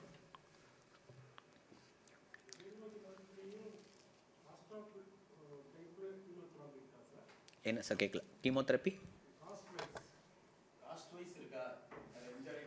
அப்படி கிடையாது சார். ஆக்சுவலாக அப்போது அப்படி கிடையாது. கீமோ ரேடியேஷன்ஸில் வந்து நிறைய இடத்துல ஃப்ரீயாக பண்ணுறாங்க. இட்ஸ் லைக் அன் இல்லை நான் 2 சேர்த்தே சொல்கிறேன். Chemo and radiations is common கிடையாது. ஏன்னா அந்த ட்ரக்கு வந்து to be frank 80% of the availability of drug is not in India. இந்திய உற்பத்தி கிடையாது. அதை வாங்கி தான் கவர்மெண்ட் கொடுக்குது. நிறைய இடத்துல இதை சேவையாக பண்ணுறாங்க. அந்த சேவையாக பண்ணுற இடத்துல ஏன் பண்ண முடியுதுன்னா அவங்க இம்போர்ட் பண்ணுறத சேவையாக வாங்குகிறாங்க. சில ஆஸ்பத்திரி இதை பண்ணுறாங்க, அதை அவங்க சேவையாக அவங்களால பண்ண முடியாது. ட்ரஸ்ட் இல்லாத ஹாஸ்பிட்டலில் இது சேவை பண்ண முடியாது. ஸோ நீங்கள் அங்கே போய் கீமோ ட்ரீட்மெண்ட் எடுத்துக்கிட்டிங்கன்னா இட் இஸ் சார்ஜபிள். ட்ரஸ்ட்டாக இருக்கிற ஹாஸ்பிட்டல், இதை ஃப்ரீயாக பண்ணுற ஹாஸ்பிட்டல்ஸ் நிறையா இருக்குது. அங்கே போய் பண்ணிட்டீங்கன்னா கீமோ வில் கம் ஃப்ரீ. இல்லை உங்களுக்கு இந்த மாதிரி கேன்சர், ஒரு பர்டிகுலர் கேன்சர் ஒரு ஸ்ப்ரெட்டுன்னு சொல்லுவாங்க. அந்த ஸ்ப்ரெட் பரவு தன்மையை பொறுத்து அந்த கீமோவில் இருக்க மருந்து மாறும் சார். உங்களை பரவலுக்கான மருந்து அந்த ஃப்ரீயில் வரலை, அது இம்போர்ட் பண்ணி தான் வாங்கணும், அதை நீங்கள் பே பண்ணுற மாதிரி தான் வரும். Even though it's a trust. நீங்கள் சேவை செய்கிற இடத்துக்கு போனாலும் இந்த ப்ரோட்டோகால் ஃபாலோ பண்ணுவாங்க. கேன்சர்ன்றது there are different stages of cancer. Stage 1, stage 2, stage 3. Stage 1 initial, stage 2 இதில் வந்துடும், இந்த 3ல் 1 வரும். ஸ்டேஜ் 3 இந்த 3மே பண்ணணும். ஸ்டேஜ் 4 இந்த 3 பண்ண தேவையில்லை, அப்படியே விட்டுருங்க, போயிடுவாங்க. இதை நீங்கள் சொல்கிறதெல்லாம் ஸ்டேஜ் 2, 3, 4ல் வரும். ஸ்டேஜ் 1ல் வராது. Any doubts or cancer patients? வேறு எதுவும் சந்தேகங்கள்? நியூராலஜி, நரம்பு சம்பந்தமான தொந்தரவுகள். ஸ்ட்ரோக் பேஷண்ட்ஸ், வலிப்பு பேஷண்ட்ஸ். சில பேருக்கு கை மறுத்து போயிருக்கும், சில பேருக்கு முகவாதம் இருக்கும், ஒரு சைடு முகம் இழுத்துருக்கும், பக்கவாதம். அவங்கெல்லாம் நார்மல் மெடிக்கேஷன்ஸில் இருப்பாங்க. அவங்களுக்கு என்ன வைத்தியம் வேணால் பண்ணிக்கலாம். ஃபஸ்ட் மெடிக்கேஷன்ஸில் மட்டும் இருக்கும், நார்மல் ப்ரொசீட் பண்ணிக்கலாம், என்ன வைத்தியம் வேணாம். செகண்ட், சில பேர் சர்ஜிக்கலாக பண்ணியிருப்பாங்க, வெரிகோஸ் வெயின் இருக்கும், அதெல்லாம் நரம்பு கீழே தான் வரும், அந்த ஆப்ரேஷன் பண்ணவங்க. மூளையில் ரத்தம் உறைஞ்சி போய் ஹெமோட்டமான்னு சொல்லுவோம், அதுக்கு ஆப்ரேஷன் பண்ணவங்க, கிரேனியாட்டமி பண்ணவங்க, இவங்கெல்லாம் ரெண்டாவதுல வருவாங்க. நார்மல் சர்ஜரிஸ், இவங்கெல்லாம் அந்த நரம்பு டாக்டர்கிட்ட நான் சொன்ன மாதிரி அந்த மாத்திரைகள் போட்டாங்கன்னா, ஆஸ்பிரின், க்ளாப்லெட் இது போட்டாங்கன்னா ஃபிட்டு வாங்கிட்டு பண்ணிக்கலாம். ஃபிட்டு கொடுத்தாங்கன்னா. ஃபிட்டு கொடுக்கலன்னா என்ன சார் பண்ணுறதுன்னா, இவங்களுக்கெல்லாம் மயக்க மருந்தில் தான் பண்ணியாகணும். No more options. ஊசி கொடுத்து எதுவும் பண்ண முடியாது. செகண்ட், நார்மல் சர்ஜரி பண்ணவங்களுக்கு இவங்களுக்கு மயக்க மருந்து நிறைய இன்வால்வ் ஆகும். தூங்க வச்சுருவாங்க. தூங்க வச்சு தான் பல்லே எடுத்தாகும். தூங்க வச்சா எப்படி சார் எடுக்கலாம்? அதெல்லாம் எடுக்கலாம். இப்போ அட்வான்ஸ்மெண்ட் நிறையா இருக்குது. Third, open surgery. மூளையே திறந்து வேலை பார்க்குறது. எல்லாத்துக்கும் அது பண்ண மாட்டாங்க. ஆக்சிடென்ட் ஆகி வரவங்க, டிப்ரெஷன் ஆனவங்க, சைக்காட்ரிக் ஆனவங்க, ஒரு சைடு ஃபுல்லாக ஸ்ட்ரோக் வந்து பேரலைஸ் ஆனவங்க, அவங்களுக்கெல்லாம் ஓப்பன் பிரெயின் சர்ஜரி பண்ணும். அவங்களுக்கு ஹாஸ்பிட்டலில் வச்சு தான் பண்ணணும், அட்மிஷன் போட்டு தான் பண்ணணும், தூங்க வச்சு தான் பண்ணணும். சின்னதாக பல்லு க்ளீன் பண்ணுறதா இருந்தால் கூட தூங்க வச்சு தான் பண்ணணும். நியூரோலையும் அந்த மாதிரி க்ளோபிலட் ஆன்டிப்ளேட்லெட் ட்ரக்ஸ் இருக்குது. எல்லாத்துக்கும் அந்த ட்ரக் ப்ளே பண்ணும். எந்த இடத்துல ரத்தம் அதோட ப்ளே ரோலை கொடுக்குதோ, எந்த ஆர்கனில், மூளை, இதயம், கிட்னி, அங்கெல்லாம் அந்த drug antiplatelet play the role. So ஒரு நோயோட தன்மையும் அந்த நோய்க்கு அவங்க எடுத்துக்கிற மாத்திரையை பொறுத்து தான் ட்ரீட்மெண்ட் மாடிஃபிகேஷன்ஸ். எந்த வியாதி இருக்கும், என்னோடய காமனான ஒரு அட்வைஸ் இதுதான். என்ன வியாதி இருந்தாலும் என்ன மாத்திரை போட்டாலும் அதுக்கு வழிமுறைகளை ஃபாலோ பண்ணால் எந்த பாதிப்பும் கிடையாது. நான் 10 வருஷமாக கிளாஸ் எடுக்கிறேன், ப்ரொஃபஸராக இருக்கேன். நான் சொல்கிறது இதுதான் என் ஸ்டூடெண்ட்ஸ்க்கு. Follow the protocol strictly, who ever maybe, what ever maybe. யாராக இருந்தாலும் சரி, எந்த நிலைமையில் இருந்தாலும் சரி, ஃபாலோ த ரூல்ஸ். பிடிக்குதோ பிடிக்கலையோ, you follow. As a doctor you should follow. அப்படின்னா நான் பண்ண மாட்டேன் அப்படின்னா பரவாயில்ல, எங்கே வேணால் அவங்க போய் பண்ணிக்கிட்டோம், நீ அதை பண்ணாத. பேஷண்ட் சொல்கிறத எப்போ கேட்கணும், நான் சொல்கிற அட்வைஸ், பேஷண்ட் ஒரு நோயாளி சொல்கிறத எப்போ கேட்கணும், அவங்க தொந்தரவு மட்டும் தான் நம்ம கேட்கணும். அவங்க சொல்கிற தொந்தரவு உண்மை, அவங்க அதில் மட்டும் தான் உண்மையை பேசுவாங்க. என் வாத்தியார் எனக்கு சொல்லி கொடுத்தது. ஒரு நோயாளி உங்கள்கிட்ட வராங்கன்னா அவங்க சொல்கிற குறைகள் மட்டும்தான் உண்மையாக இருக்கும், அதை மட்டும்தான் உன் காது கேட்க வேண்டும், மற்றது எது நீ கேட்கவே தேவையில்லை. This is for aged patients above 60. முதியோர்களுக்கு மட்டும்தான் அந்த ரூல். யங்ஸ்டர்ஸுக்கு அது கிடையாது. யங்ஸ்டர்ஸுக்கு நம்ம என்ன நினைக்கிறோமோ அந்த வைத்தியம் தான் பண்ணணும். இதுதான் இவருக்கு வைத்தியம்னா அதை தான் பண்ணணும். அவங்க சொல்கிற வைத்தியத்தை நம்ம பண்ணக்கூடாது.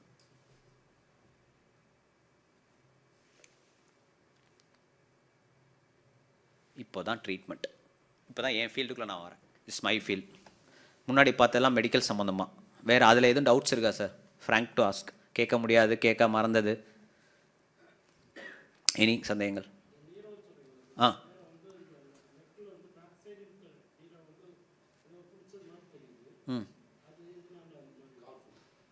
அது நீங்கள் வந்து இப்போ வேஸ்குலார் சர்ஜரி அதுக்கு ஒரு தனி பிரிவே இருக்குது சார். நியூரோ வேஸ்குலார், அதுதான் நியூரோ வேஸ்குலார் டாக்டர்னு இருக்காங்க தனியாக. நீங்கள் அவங்கள போய் பார்த்தா தே வில் ஐடென்டிஃபை அண்ட் செய். நியூரோ வேறு, நியூரோ வேஸ்குலார்னு இப்போ ஒரு டெப்த்தாக சூப்பர் ஸ்பெஷாலிட்டி வந்திருக்கு. ஸோ நீங்கள் அவங்கள போய் இதை பார்த்து செக் பண்ணிங்கன்னா they will guide you. Treatment for aged peoples, treatment planning for elderly is discussion making dilemma. இப்போயும் அது ரொம்ப ஒரு கன்ஃபியூஷனான நிலமை தான் எல்லா பல் டாக்டர்ஸ்களுக்குமே. இப்போ என்ன ரீசெண்டாக ஃபோன் வந்ததுலேருந்து வரும்போதே ட்ரீட்மெண்ட்டோடு வராங்க. நான் ரீசெண்டாக நாங்கள் ஃபேஸ் பண்ணுற ஒரு சின்ன ஒரு சிக்கலான விஷயம். ரெண்டாவது, இப்போது என்னை பொறுத்த வரைக்கும் எப்படின்னா, நான் என்ன பண்ணுவேன்னா வேறு வழியே இல்லை, அவங்க சொல்கிறத ஃபுல்ஸாக கேட்டு தான் ஆகணும். ஏன்னா எல்லாம் ஏஜ்டு. அதுவும் சில பேர்லாம் எங்கள் அப்பாவோட ஃப்ரெண்ட்ஸ் வருவாங்க. ஃபஸ்ட்டு நான் ஏதாவது சொல்லிட்டேன்னா போய் கொடுக்குற முதல் கம்ப்ளைண்ட், தம்பி நான் சொல்கிறதே கேட்க மாட்டேன்றார். அடுத்த செகண்ட் எங்கள் அப்பா ஃபோன் வரும், உன்னை நம்பி ஒருத்தர் அனுப்பிச்சா நீ இப்படியா பண்ணுவேன் அப்படின்னு. அங்கே என்ன நடந்திருக்குன்னே தெரியாது. அதுதான் மெயினான இப்போது இதே. So treatment, now we are going to my topic பர்சனலாக.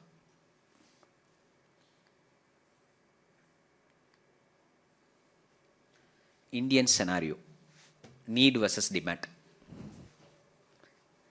45%, 45% இந்திய மக்களுக்கு பல் சம்பந்தமான விழிப்புணர்வே இல்லை, அவசியம் இல்லை. பல் பிரிவு வாய் சம்பந்தமானது எது தேவையா தேவையில்லையா, அந்த கன்ஃபியூஷனில் இன்னும் இந்தியா இருக்கு. டு பி ஃப்ரேங்க், என்னோட அம்மா கென்ரா பேங்க் ரிட்டையர்ட் மேனேஜர். இந்த டிபார்ட்மெண்ட் எடுக்கணுமான்னு கேட்டாங்க நான் சேரும் போது, ஆஃப்டர் மை ஸ்கூல். இதுதான் நம்ம இந்திய மக்களோட ஒரு அவேர்னஸ்ஸே. ஸோ இது இந்த மனநிலை ஏன் வந்துச்சு அப்படின்னா, இதில் யாரும் இன்னும் எமர்ஜென்சி சம்மந்தமாக பார்க்கல. டு பி ஃப்ரேங்க், இதை நம்ம என்ன வேணால் அட்ஜஸ்ட் பண்ணிக்கலாம் இந்த ஏரியாவை, மற்றதை நம்ம அட்ஜஸ்ட் பண்ண முடியாது. we can modify. அதனால தான் அந்த வேர்டு கொடுத்தேன், நீடு வர்சஸ் டிமாண்ட்.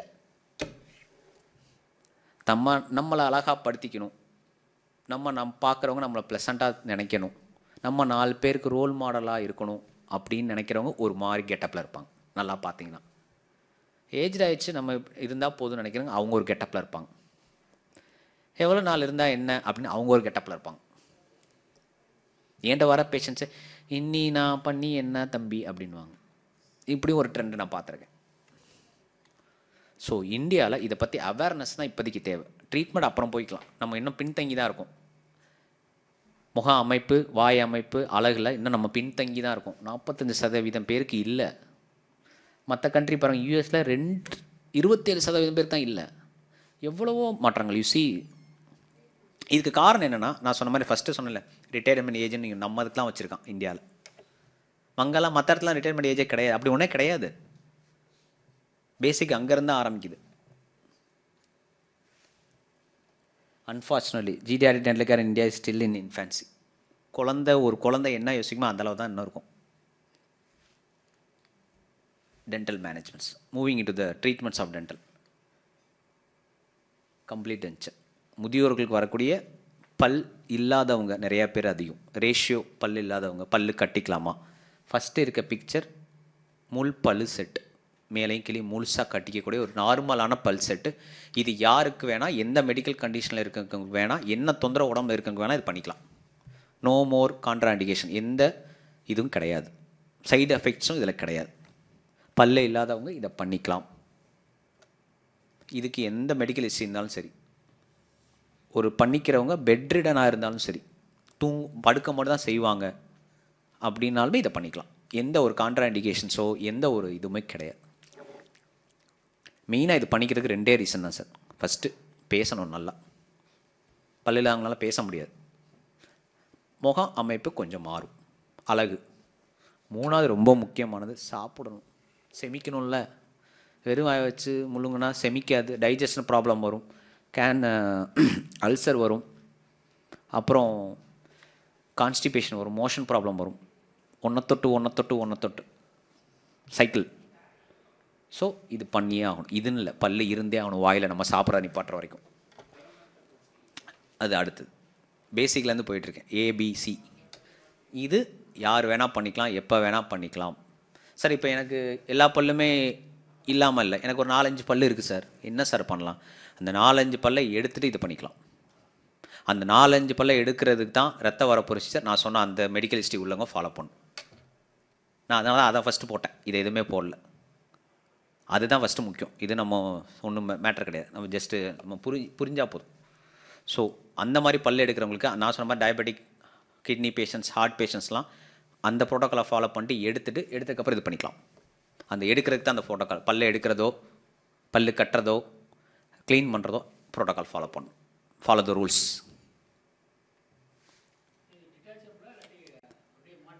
சார் இது ரிமூவபிள், கண்டிப்பாக பண்ணணும். பல்லு கடிக்கிற பழக்கிறவங்க இதை பண்ணியே ஆகணும். தூக்கத்தில் பல்லு கடிப்பாங்க சில பேர், ஏஜ்டு, அவங்க இதை பண்ணி ஆகணும். சார் அப்படி போட்டுட்டு இப்போ கடிச்சா என்ன, கன்னத்தை கடிச்சுக்குவாங்க. ஃபஸ்ட்டு கழட்ட சொல்கிற ரீசன் அதுதான். 2வது ரீசன் இது கழட்டுற மாதிரி பல் செட்டு தான். வி கேன் வியர் இட் எப்போ யூஸ் தேவைக்கு தான் இது. ஸோ நம்ம தேவையப்போ இதை போட்டுக்கலாம். பல்லு பிரிவே தேவைக்கீழே தான் வருது.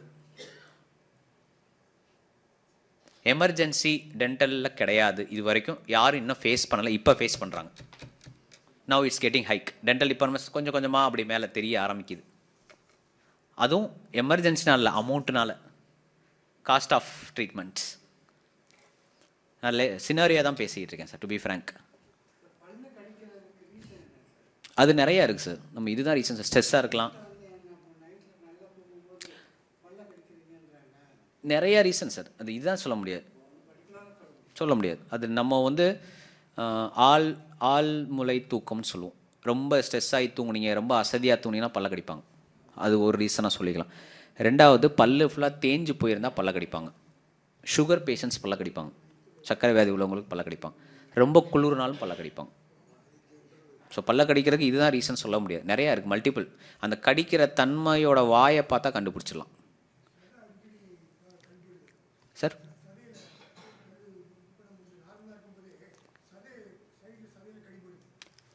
அது பல் நைட்டு கடிப்பீங்க.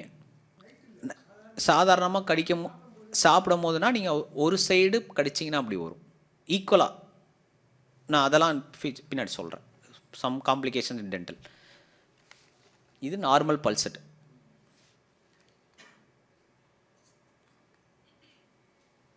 ஃபிக்ஸட் இம்ப்ளான்ட்னு சொல்லுவோம். ரீசண்டாக இம்ப்ளான்ட் யாரெல்லாம் சார் பண்ணலாம்? சுகர் இருக்கிறவங்க சுகர் செக் பண்ணிட்டு பண்ணிக்கலாம். Heart patients heart doctor fitness வாங்கிட்டு பண்ணிக்கலாம். கிட்னி பேஷண்ட்ஸும் ஃபிட்னஸ் வாங்கிட்டு பண்ணிக்கலாம். யார் வேணால் இம்ப்ளான்ட் பண்ணிக்கலாம், ப்ரோட்டோக்காலை ஃபாலோ பண்ணால்.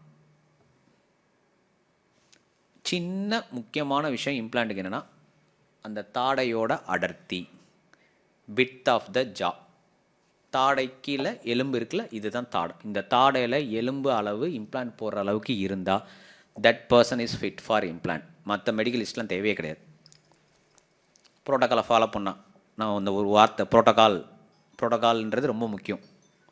அந்த தாடை, அந்த ஸ்க்ரூ தெரியுது பார்த்தீங்களா செகண்ட் பிக்சரில், அந்த தாங்கி நிற்கிற தாடை, அந்த தாடையில் இருக்க எலும்பு அடர்த்தியை பொறுத்து வி கேன் கோ ஃபார் இம்ப்ளான்ட்ஸாக இல்லையான்னு நாங்கள் டிசைட் பண்ணுவோம், பல் டாக்டர். அந்த எலும்பு அடர்த்தி வில் டிசைட் வெதர் தட் ஜா, அந்த தாடை இம்ப்ளான்ட்டுக்கு செட் ஆகுமா ஆகாதா. மற்ற medical is not mandatory if you follow the protocols. Sugar இருக்கவங்க இப்போ இம்ப்ளான்ட் போடக்கூடாது, ஹார்ட் பேஷண்ட் இம்ப்ளான்ட் போடக்கூடாது, கிட்னி பேஷண்ட் இம்ப்ளான்ட் போடக்கூடாது. அப்படி போட்டால் சுகர் பேஷண்ட் இம்ப்ளான்ட் போட்டால் இம்ப்ளான்ட் ஃபெயிலியர் ஆயிரும். அதெல்லாம் கிடையவே கிடையாது. If you follow the protocols properly, implant will get success. ஆனால் எலும்பு இல்லை, ஆனால் பேஷண்ட் ரெடி இம்ப்ளான்ட் போட, டாக்டர் ரெடி இம்ப்ளான்ட் போட, அந்த இம்ப்ளான்ட் ஃபெயிலியர் ஆகும். எல்லாருக்கும் இம்ப்ளான்ட் போட முடியுமான்னு கேட்டால் அந்த ஒரு ரீசன் இருக்கவங்களுக்கு போட முடியாது. சரி, எலும்பு கம்மியாக இருந்தால் எப்படி சார் கண்டுபிடிக்கிறதுனா, சுகர் பேஷண்ட்ஸ்க்கு நிறைய பேருக்கு எலும்பு வீக்னஸ் இருக்கும், எலும்பு கரைஞ்சிரும் இன்சென்ஸ்னால் எலும்போட அளவு குறையாது, எலும்போட அடர்த்தி குறையும். வேறு யாருக்கு சார் அப்படின்னா, கேன்சர் பேஷண்ட்ஸ். கேன்சர் ட்ரீட்மெண்ட்டில் இருக்கவங்களுக்கு எலும்போட அடர்த்தி கம்மியாக இருக்கும். ரொம்ப முக்கியம். மேலே மூணாவது ஒருத்தவங்கன்னா, சுகர் இருந்து எந்த சுகர் மாத்திரையும் போடலை, ஆனால் சுகருக்கு நான் நல்லா இருக்கேன், எனக்கு இது வரைக்கும் எந்த தொந்தரவு இல்லைன்றவங்களுக்கு இங்கே இருக்கும். இவங்களுக்கு இம்ப்ளான்ட் செக் பண்ணிவிட்டு ப்ரொசீட் பண்ணிக்கலாம். இதெல்லாம் மெடிக்கல் கண்டிஷன்ஸே கிடையாது. நம்ம வாய் அதை தாங்குமா? ஸோ இந்த இம்ப்ளான்ட் போடுற அன்றைக்கி அந்த ப்ரோட்டோகால்ஸ் எல்லாம் ஃபாலோ பண்ணணும்.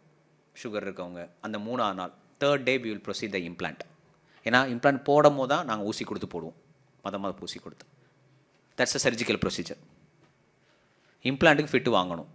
இந்த மாதிரி காம்ப்ளிகேஷன்ஸ் இருக்கவங்க, சுகர், கார்டியாலஜி, ஹை ரிஸ்க்குன்னு போட்டு கொடுத்தா ஹாஸ்பிட்டலில் வச்சு போட்டுக்கலாம் இம்ப்ளான்ட். லோ மாடரேட் ரிஸ்க்னால் கிளினிக்கில் வச்சு போட்டுக்கலாம்.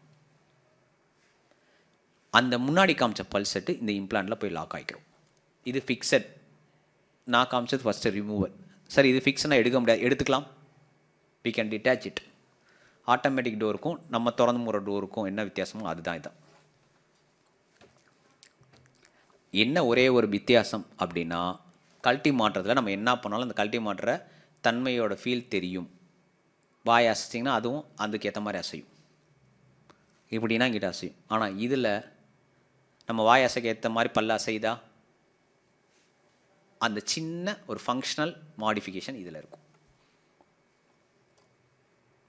இம்ப்ளான்ட்டுக்கும் இதுக்கும். இப்போ இம்ப்ளான்ட் மாதிரி போட்டு பண்ணணுன்னா எத்தனை இம்ப்ளான்ட் போடணும் மேலேனா, மேலே 4 இம்ப்ளான்ட் வரும். இங்கே 2 வரும், முன்னாடி 2, பின்னாடி 2 for holding. It's like a pillar.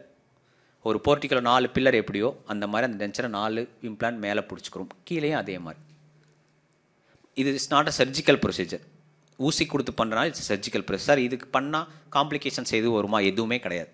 ஏன்னா இதில் இம்ப்ளான்ட் இன்சூரன்ஸ்லாம் கவர் ஆகலை இது வரைக்கும். ஸோ அதனால் இந்த நிறையா டைலமா கிடையாது. இதில் ஒரே மாதிரி தான், ஒரே இம்ப்ளான்ட் தான், ஒரே கம்பெனி தான். பட் சின்ன ஒரு மாடிஃபிகேஷன் என்ன இருக்குன்னா, there are 2 type of implants, titanium, stainless steel. Other one thing, மற்றதெல்லாம் மெடிக்கல் ரிலேட்டட். சின்ன இம்ப்ளான்ட், ப்ராட் இம்ப்ளான்ட், நீளமான இம்ப்ளான்ட், அடர்த்தியான இம்ப்ளான்ட், அதெல்லாம் வேறு. பட் ரெண்டே ஒரு மெயினான நீங்கள் தெரிஞ்சுக்க வேண்டியதுனா titanium, stainless steel. Implant is common. Insurance இல்லாதனால அது எங்கே போனாலும் ஒரே ரேட்டு, ஒரே மாதிரி தான் இருக்கும். சில இடத்துல மாறும் சார். நீங்கள் கேட்ட மாதிரி இங்கெல்லாம் கேட்குறாங்கன்னா, மெடிக்கல் காம்ப்ரமைஸ்ட் பேஷண்ட்ஸுக்கு நாங்கள் ப்ரோட்டோக்காலை ஃபாலோ பண்ணால் அந்த ரேட்டு மாறும். கார்டியாலஜி பேஷண்ட்ஸ்க்கு சின்ன ப்ரோட்டோக்கால் சேஞ்ச் என்ன அப்படின்னா, மத பூசி கொடுக்குற கார்டியாலஜி பேஷண்ட்டுக்கு நார்மல் மத பூசி கொடுக்க முடியாது. பிளெயின் மத பூசி தான் கொடுக்கணும். பிளெயின் மத பூசினா என்னென்னா, நார்மல் மத பூசி 3 to 4 மணி நேரம் வேலை செய்யும். பிளெயின் மத பூசி அது ஹார்ட் பேஷண்ட்ஸ் கொடுப்போம், கிளாப்லெட் ஆஸ்பிரின் போட்டுட்ருக்கவங்களுக்கு கொடுப்போம், கிட்னி பேஷண்ட்ஸ்க்கு கொடுப்போம், ரொம்ப ரேராக நியூரோ பேஷண்ட்ஸ்க்கு கொடுப்போம். பிளெயின் மத பூசி என்ன செய்யணும்னா 2 மணி நேரம் தான் வேலை செய்யும், 2 hours. நாங்கள் எங்கள் வேலையை சீக்கிரம் முடிக்கணும். ஸோ அதனால் வைத்தியம் பழிக்காம கிடையாது, ரிலாக்ஸாக பண்ண முடியாது. அந்த டைமுக்குள்ளே போகணுன்றாங்கல்ல, அந்த மாதிரி ஆயிரும். இந்த மாடிஃபிகேஷன்ஸ்லாம் இருக்கும், சின்ன மாடிஃபிகேஷன்ஸ் மத பூசியில். சில பேருக்கு இது ரெண்டுமே பண்ணாலுமே சில பேர் பதட்டத்திலே இருப்பாங்க, எதுவுமே பண்ண விட மாட்டாங்க. கையை கொண்டு போனாலே பயப்படுவாங்க. சார் வாய்க்குள்ளேயா, இங்கேயா, அங்கேயா? அவங்களுக்கெல்லாம் இப்போது கான்சியஸ் செடேஷன் ஒரு அட்வான்ஸ்மெண்ட் வந்திருக்கு. கான்சியஸ் செடேஷன்னா ஆழ்நிலை தூக்கம். பேஷண்ட் இப்போ யாருக்கு பண்ண போகிறோமோ அவங்க தூங்க மட்டும் செய்வாங்க, ஆனால் நம்ம பேசுகிறது கேட்கும். நம்ம சொல்கிறதெல்லாம் அவங்க செய்வாங்க, ஆனால் தூங்குவாங்க.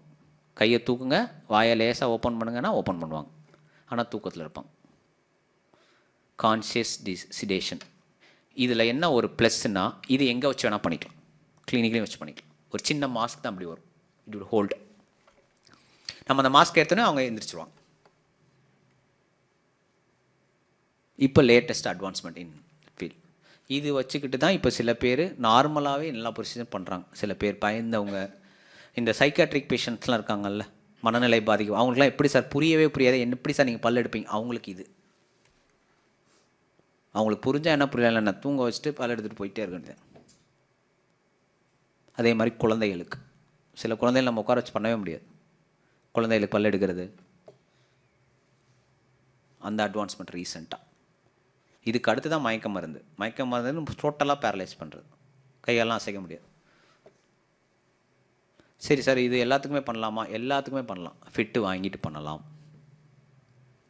சில கார்டியாலஜி பேஷண்ட்ஸ், இதய சம்மந்தப்பட்டவங்களுக்கு கொடுக்க மாட்டாங்க இதுக்கு. ஏன்னா அவங்களுக்கு சில நேரம் இது என்ன பண்ணுன்னா பிபியை கூட்டும். அவங்களுக்கு என்ன பண்ணுவோம் அப்படின்னா, we will give alternation drug, ரிசர்வால்ட். நான் சொன்னேன்ல, ஹை ரிஸ்க் பேஷண்ட்ஸ்க்கு அந்த மாத்திரை நீ பண்ணுறதுக்கு வேறு ஒரு மருந்து கொடுப்பாங்கன்னு, அந்த மருந்து பண்ணுறதுக்கு 1 hour மாதிரி கொடுத்துட்டு நம்ம அதை பண்ணிக்கலாம். அவங்களுக்கு ஒரு சின்ன ஆல்ட்ரேஷன், ஃபாலோ த ப்ரோட்டோகால்ஸ், இதை பண்ணலாம். இல்லை இது பண்ணாலும் ஹை ரிஸ்க், அவங்க ரொம்ப பதட்டமான ஆள், இத்தனை இடத்துல பிளாக் இருக்குது, ஒன்று தான் சரி பண்ணியிருக்கோன்னா, we will have assistant anaesthesia படித்த ஒரு டாக்டரை கூட வச்சுக்கிட்டு பண்ணிக்கலாம். ஏன்னா அந்த மருந்து எப்போ அவங்களுக்கு பிபி கூடுதோ அவங்க அந்த இன்ஜெக்ட் பண்ணுவாங்க மருந்து கையில். சார் இதெல்லாம் கிளினிக்கில் வச்சு பண்ணலாம். ஐசியூ, அதாவது மானிட்டரிங்கோட பண்ணலாம். மானிட்டர் பார்த்துருக்கீங்களா? ஐசியூவில் இருக்கணும்ல, பிபி பல்ஸ்லாம் முடியும், அதை கையில் மாற்றி விட்டுட்டு நம்ம இப்படி பண்ணிக்கலாம். நீங்கள் கேட்கலாம், சார் எப்படி பண்ணியிருக்கும் போது பிபி கூடுதான்னு கண்டுபிடிக்கிறீங்க? இப்போது டென்டலில் நாங்கள் இதை ஃபாலோ பண்ணுறோம். அந்த மானிட்டர் கையில் போட்டுவிட்டு தான் நாங்கள் ட்ரீட்மெண்ட் பண்ணுறோம். We observe the body conditions directly, பக்கத்திலே இருக்கும். This is implant. இது எத்தனை இம்ப்ளான் வேணால் போட்டுக்கலாம். புரியல சார்? அப்படி கிடையாது சார், ஒரு இண்டிவிஜுவலும் பண்ணிக்கலாம், ஒரு பல்லுக்கும் பண்ணிக்கலாம். அது யங்ஸ்டர்ஸ்க்கு போகும். நான் ஃபுல்லாக ஏஜ்டு மட்டும் தான் பேசிகிட்டு இருக்கேன்.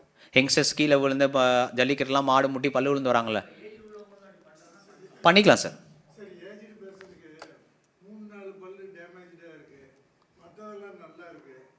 அந்த 3 4 பல்லில் ஒரு இம்ப்ளான்ட்டில் ஒரு பல்லு கொடுக்கலாம் சார், 2 இம்ப்ளான்ட்டில் 4 பல்லு கொடுக்கலாம்.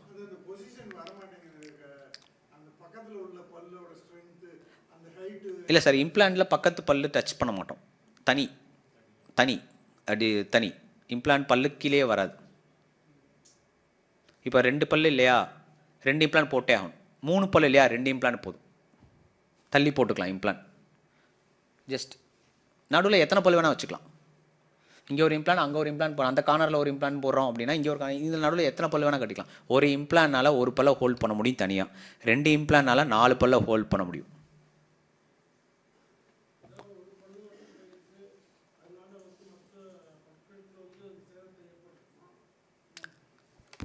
மற்ற பல்லுக்கு சேதத்தை ஏற்படுத்துமானா போன பல்லோட இடத்த பொறுத்து. முன்னாடி பல்லாம் போச்சுன்னா, கடாவை பல் போயிடுச்சுன்னா, நீங்கள் அந்த கடாவை பல் போனதுக்கப்புறம் எந்த பல்லை யூஸ் பண்ணுறீங்களோ அதுக்கு சேதம் வரும், ஓவர் டேமேஜ் ஆகும்.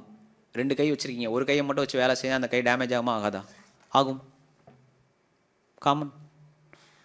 ஒரு காலை மட்டும் வச்சு நடத்தா இன்னொரு அந்த நடக்கிற கால் வீக்காக வலிக்க தானே செய்யும். அதுக்கு அந்த காலில் ஏதோ பிரச்சனை கிடையாது, நம்ம ஓவர் யூஸ் பண்ணிக்கிட்டு இருக்கோம். சேம் திங், எந்த சைடு பல்லுலையோ எந்த சைடு பல்லு இல்லாமல் இன்னொரு சைடு சாப்பிட்டிங்கன்னா 5 வருஷத்தில் வர வேண்டிய பிரச்சனை 2 வருஷத்தில் வரும். தேய்மானமும் வரும், ஈரும் வீக் ஆகும், பல்லும் வீக் ஆகும். பல்லு கட்டிக்க கரெக்டான கேள்வி சார், நான் பின்னாடி சொல்லலான்னு இருந்தேன். பல்லு ஏன் கட்ட சொல்கிறேன்னா இதுதான் ரீசன், அழகு கிடையாது, இதுதான் ரீசன், இருக்கிறத காப்பாற்றிக்கிறதுக்கு.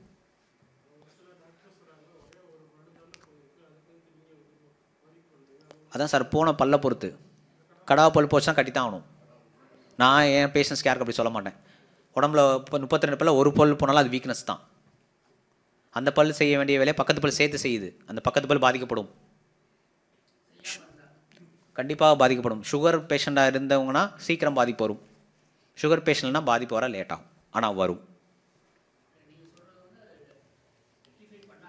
எஸ் சார், ரெக்டிஃபை பண்ணாட்டினா, திருப்பி பல்லு கட்டிக்கலைனா இன்னொரு ஒரு சின்ன பிரச்சனையும் வரும். அது வந்து எப்படின்னா, நீங்கள் அதாவது பல்லு இல்லைன்னா எல்லாராலையும் சாப்பிட முடியுமானா சாப்பிட்லாம், முடியும். கடிக்க முடியுமானா முடியாது. நீங்கள் ஒரு சைடாக கடிச்சிங்கன்னா இந்த டிஎம்ஜே, இது வந்து டிஎம்ஜேன்னு சொல்லுவோம், மூட்டுத்தாடைன்னு. இது இப்படி தான் மூவ் ஆகும். நீங்கள் ஒரு சைடாக கடிக்கும் போது எப்படி மூவ் ஆகும்னா, இந்த மூட்டுத்தாடை தேய்மானம் வரும். எப்படி முட்டி தேய்மானம் வருதோ இந்த மூட்டுத்தாடை தேய்மானம் வரும். பல்லை எடுத்து ஒரு சைடாக நீங்கள் 3 வருஷத்துக்கு மேலே சாப்பிட்டீங்க அப்படின்னா வரும்.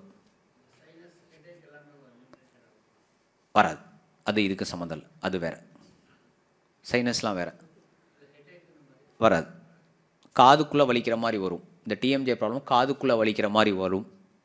2வது, இங்கே ஒரு சவுண்டு கேட்கும், கிளிக் கிளிக் கிளிக், திறக்கும் போலாம் கிளிக் கிளிக் அப்படின்னு ஒரு சவுண்டு வரும். 3வது முக்கியமானது வந்து இங்கே அந்த சவுண்டு கேட்காட்டியும் காதுக்குள்ளே வலிக்காட்டியும் வாயில் இந்த டீவியேஷன் தெரியும். திறந்து மூடும் போது, திறக்கும் போது நேராக திறப்பீங்க, மூடும் போது இப்படி இப்படி ஜெர்க்காகி போகும், அது நம்மளுக்கு தெரியும் நல்லாவே. இதுக்கு இப்படி வந்துச்சா அப்போ திருப்பி பல்லுக்குன்னா சரியாயிருமா சார்னா சரியாகாது, அதுக்கு வேறு ட்ரீட்மெண்ட். ஒரு ஸ்ப்ளிண்ட்டு மாதிரி கொடுப்போம், ரப்பர் மாதிரி, அதை போட்டு இந்த தாடையை பழைய நிலைமை கொண்டு வரணும்.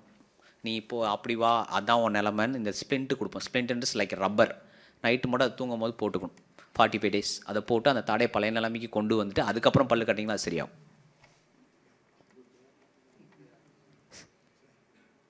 நல்ல கேள்வி சார் கேட்டது. இன்னும் ஆக்சுவலாக இன்னும் உள்ள டெப்த்து நீங்கள் யாருமே இன்னும் கேட்கல, அது ஒரு நல்ல கேள்வி சார்.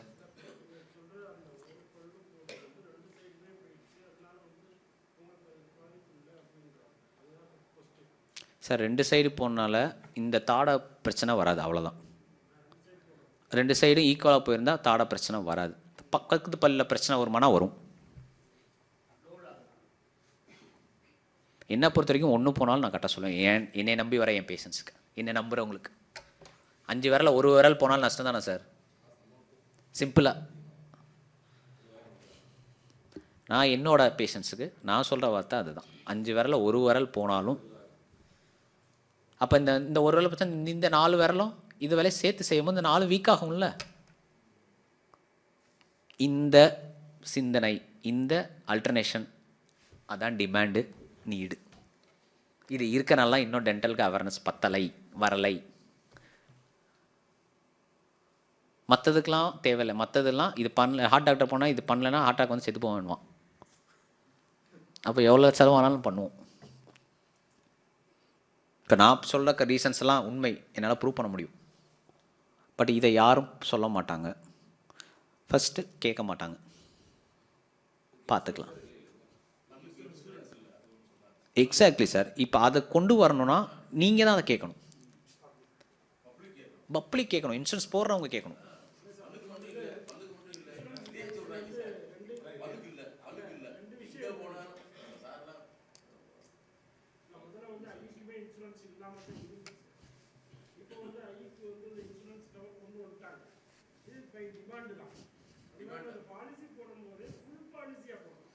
உங்களுக்கு தெரியாது ஒன்று சொல்கிறேன். எம்எல்சி கம்பெனியில் ஒர்க் பண்ணுறாங்கல்ல, கார்ப்பரேட் கம்பெனிஸ், அதாட்டும் ஐடி கம்பெனி, அவங்களுக்கு இருக்குது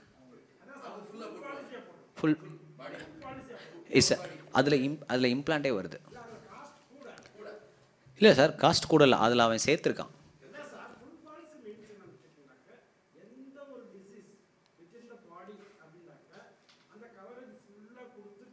இன்னொன்று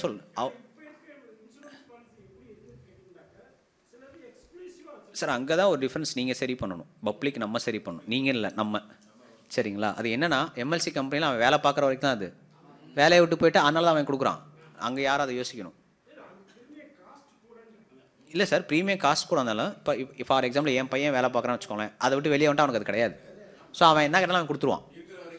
ஆனால் நம்ம எடுக்கிற இன்சூரன்ஸ் பாலிசிஸ் வந்து லைஃபு.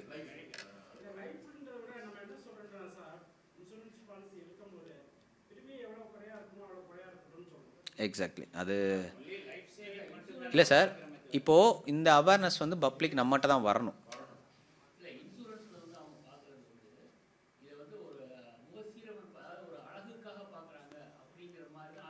சார் ஆக்சுவலாக அழகுக்கு சம்மந்தப்பட்ட விஷயம் இதில் இருக்கனால தான் மேட்ரு.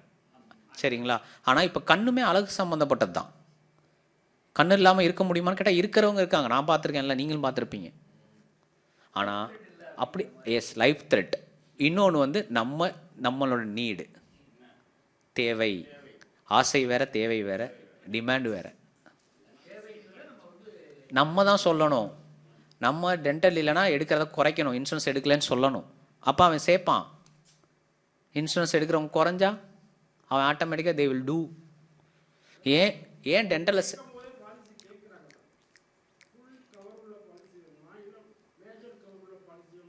அதான் சார், நம்ம அதான் சொல்லணே, நம்ம இன்னும் அட்வான்ஸ்மெண்ட்டுக்கு வரல, ப்ளஸ் நம்ம இன்னும் அவேர்னஸ்க்கு வரல.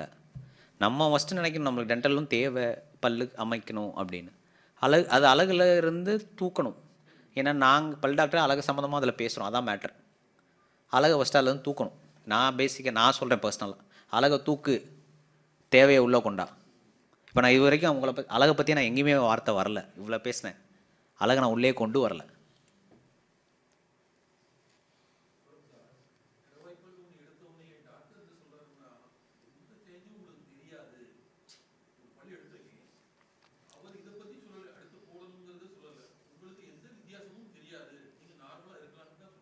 இல்லை, அதுக்கு என்ன ரீசன்னா சார், த திங் இஸ், இப்போது அதுக்கடுத்த நகர்வை இப்போ நான் இந்த இடத்துலேருந்து இங்கே சொன்னால் நீங்கள் எல்லாம் கேட்பீங்க, வேற ஐ ஸ்டாண்ட் அண்ட் சே. இப்போ நான் சொல்லாமல் உங்கள் வீட்டில் ஒரு பல் டாக்டர் இருந்து உங்கள் பையன் சொன்னால் நீங்கள் இதை கேட்பீங்களா? மாட்டேங்க. எங்கள் அப்பாவே நான் சொல்கிறத கேட்க மாட்டார். எங்கள் அப்பாவுக்கு 2 பல்ல இன்னும் கட்டலை, சுற்றி தான் இருக்கார். நான் என் பர்சனல் எக்ஸ்பீரியன்ஸை மட்டும் தான் சார் ஷேர் பண்ணுறேன். I am still facing that. வெளிப்படையாக தான் சொல்கிறேன், நான் ட்ரெண்டை பேசிக்கிட்டு இருக்கேன். டாக்டர் சொல்லணும் சார், அது அவங்க கடமை. சொல்லலை, நான் அவரை தப்பு சொல்லலை. சார், அவரை தப்புன்னு தான் சொல்கிறேன். அவரை நான் தப்பு இல்லைன்னு சொல்ல. அவர் is a first to insist you. அவர் அதோட கடமை. உன்னை எடுக்கிறார்ல, பல்ல எடுக்கிறதுக்கு அவர் உரிமை இருக்கும்போது அதனால் வர விளைவை அவர் தான் சொல்லணும்.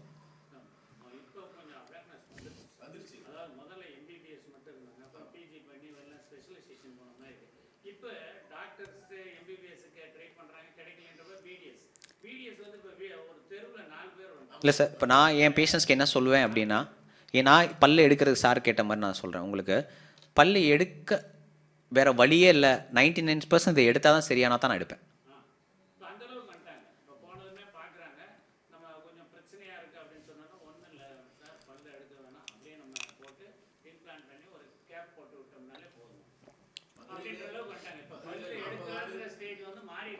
ஆமாம். சார் இன்னும் எனக்கு சார் ஒன்றும் இல்லை. இப்போ அதுக்கு காரணம் வந்து கவர்மெண்ட்டையும் சொல்லலாம் சார். என்னோடய வாத்தியார்லாம் யூஜி 3 இயர்ஸ் தான் படிச்சிருக்காரு. It's like arts and science மாதிரி தான் அதை வச்சுருந்துருக்காங்க. என்னோட ஹெச்ஓடி இப்போ அவர் ராமச்சந்திரா மெடிக்கல் காலேஜ் சென்னையில் ஹெச்ஓடியாக இருக்கார். அவர் யூஜி படிக்கும்போது 3 இயர்ஸ் தான் கோர்ஸே. நான் படிக்கும்போது 5 இயர்ஸ். அவர் பிஜி 1 இயர் தான் படிச்சிருக்காரு. நான் பிஜி 3 இயர்ஸ் படித்தேன். கவர்மெண்ட்டே லேட்டாக தான் அவேர்னஸ் கொண்டு வருது. அப்போ மக்கள்கிட்ட அது வந்து சார் இன்னும் ஒரு 10 வருஷம் ஆகும். பல்லு எடுத்தால் பல்லு கட்டணும் சார். நான் பர்சனலாக சொல்கிறேன், கண்டிப்பாக கட்டணும். அது எந்த பல்லாக இருந்தாலும் சரி, எந்த இடத்துல இருக்க பல்லாக இருந்தாலும் சரி, பல்லு எடுத்தால் பல்லு கட்ட வேண்டும். அது எதற்கு என்றால் முகத்தில் அமைப்பு மாறுமானா மாறும் சார். பர்சனலாக சொல்கிறேன், நான் மாறும் தான். ஆனால் அது சீக்கிரம் தெரியாது. It will take years. ஒரு பல்லு எடுத்தால் அந்த இடத்துல மாற்றம் வராது, பெருசாக வராது அப்படின்னு சொல்கிறதுக்கு காரணம் என்னென்னா, அடுத்த ட்ரீட்மெண்ட் தேவையை ஒரு டாக்டராக அவங்க தான் சொல்லணும். அவங்களோட கடமை, ஒரு டாக்டரோட கடமை அதுதான். பல்லு எடுத்தால் அதான் பிரச்சனை வருமானா வரும். பக்கத்து பல்ல பாதிக்கும், அந்த சைடில் பாதிப்பு வீக் ஆகும். முகத்திலே சில நேரம் மாற்றம் வரும். முன்னாடி பல்லுலாம் எடுத்தால் முகத்தில் தான் ஃபஸ்ட்டு மாற்றம் வரும். பின்னாடி எடுத்தால் தான் ஃபங்க்ஷனிங் தேவையெல்லாம் மாற்றம் வரும். பின்னாடி எடுத்தால் முகத்தில் மாற்றங்கள் பெருசாக வராது, லேட்டாக வரும். ஆனால் முன்னாடி எடுத்தால் கன்ஃபார்மாக 1 இயரில் மாற்றம் தெரியும், கன்ஃபார்ம். இது பல்லு மொத்தமாக இல்லாதவங்களுக்கான 2 வைத்திய முறை. யாருக்கு எப்படி வேணால் பண்ணிக்கலாம். நான் சொன்ன ப்ரோட்டோக்காலை ஃபாலோ பண்ண இது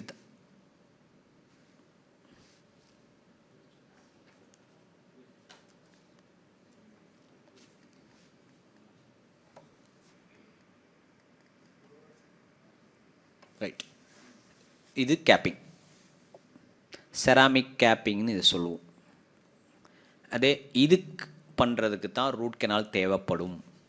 இந்த மாதிரி பல்லு கட்டணும்னா பல்ல சப்போர்ட் எடுத்து தான் கட்ட முடியும். 2வது பிக்சர் இந்த ப்ளூ கலரில் தெரியுது பார்த்தீங்களா? இந்த மாதிரி நான் பல்ல அளவு எடுக்கணும்னா ரூட் கெனால் பண்ணிட்டு தான் பல்ல அளவு எடுக்க முடியும். அது எந்த வயசாக இருந்தாலும், எந்த பல்லோட நிலைமையாக இருந்தாலும், யாருக்காக இருந்தாலும்.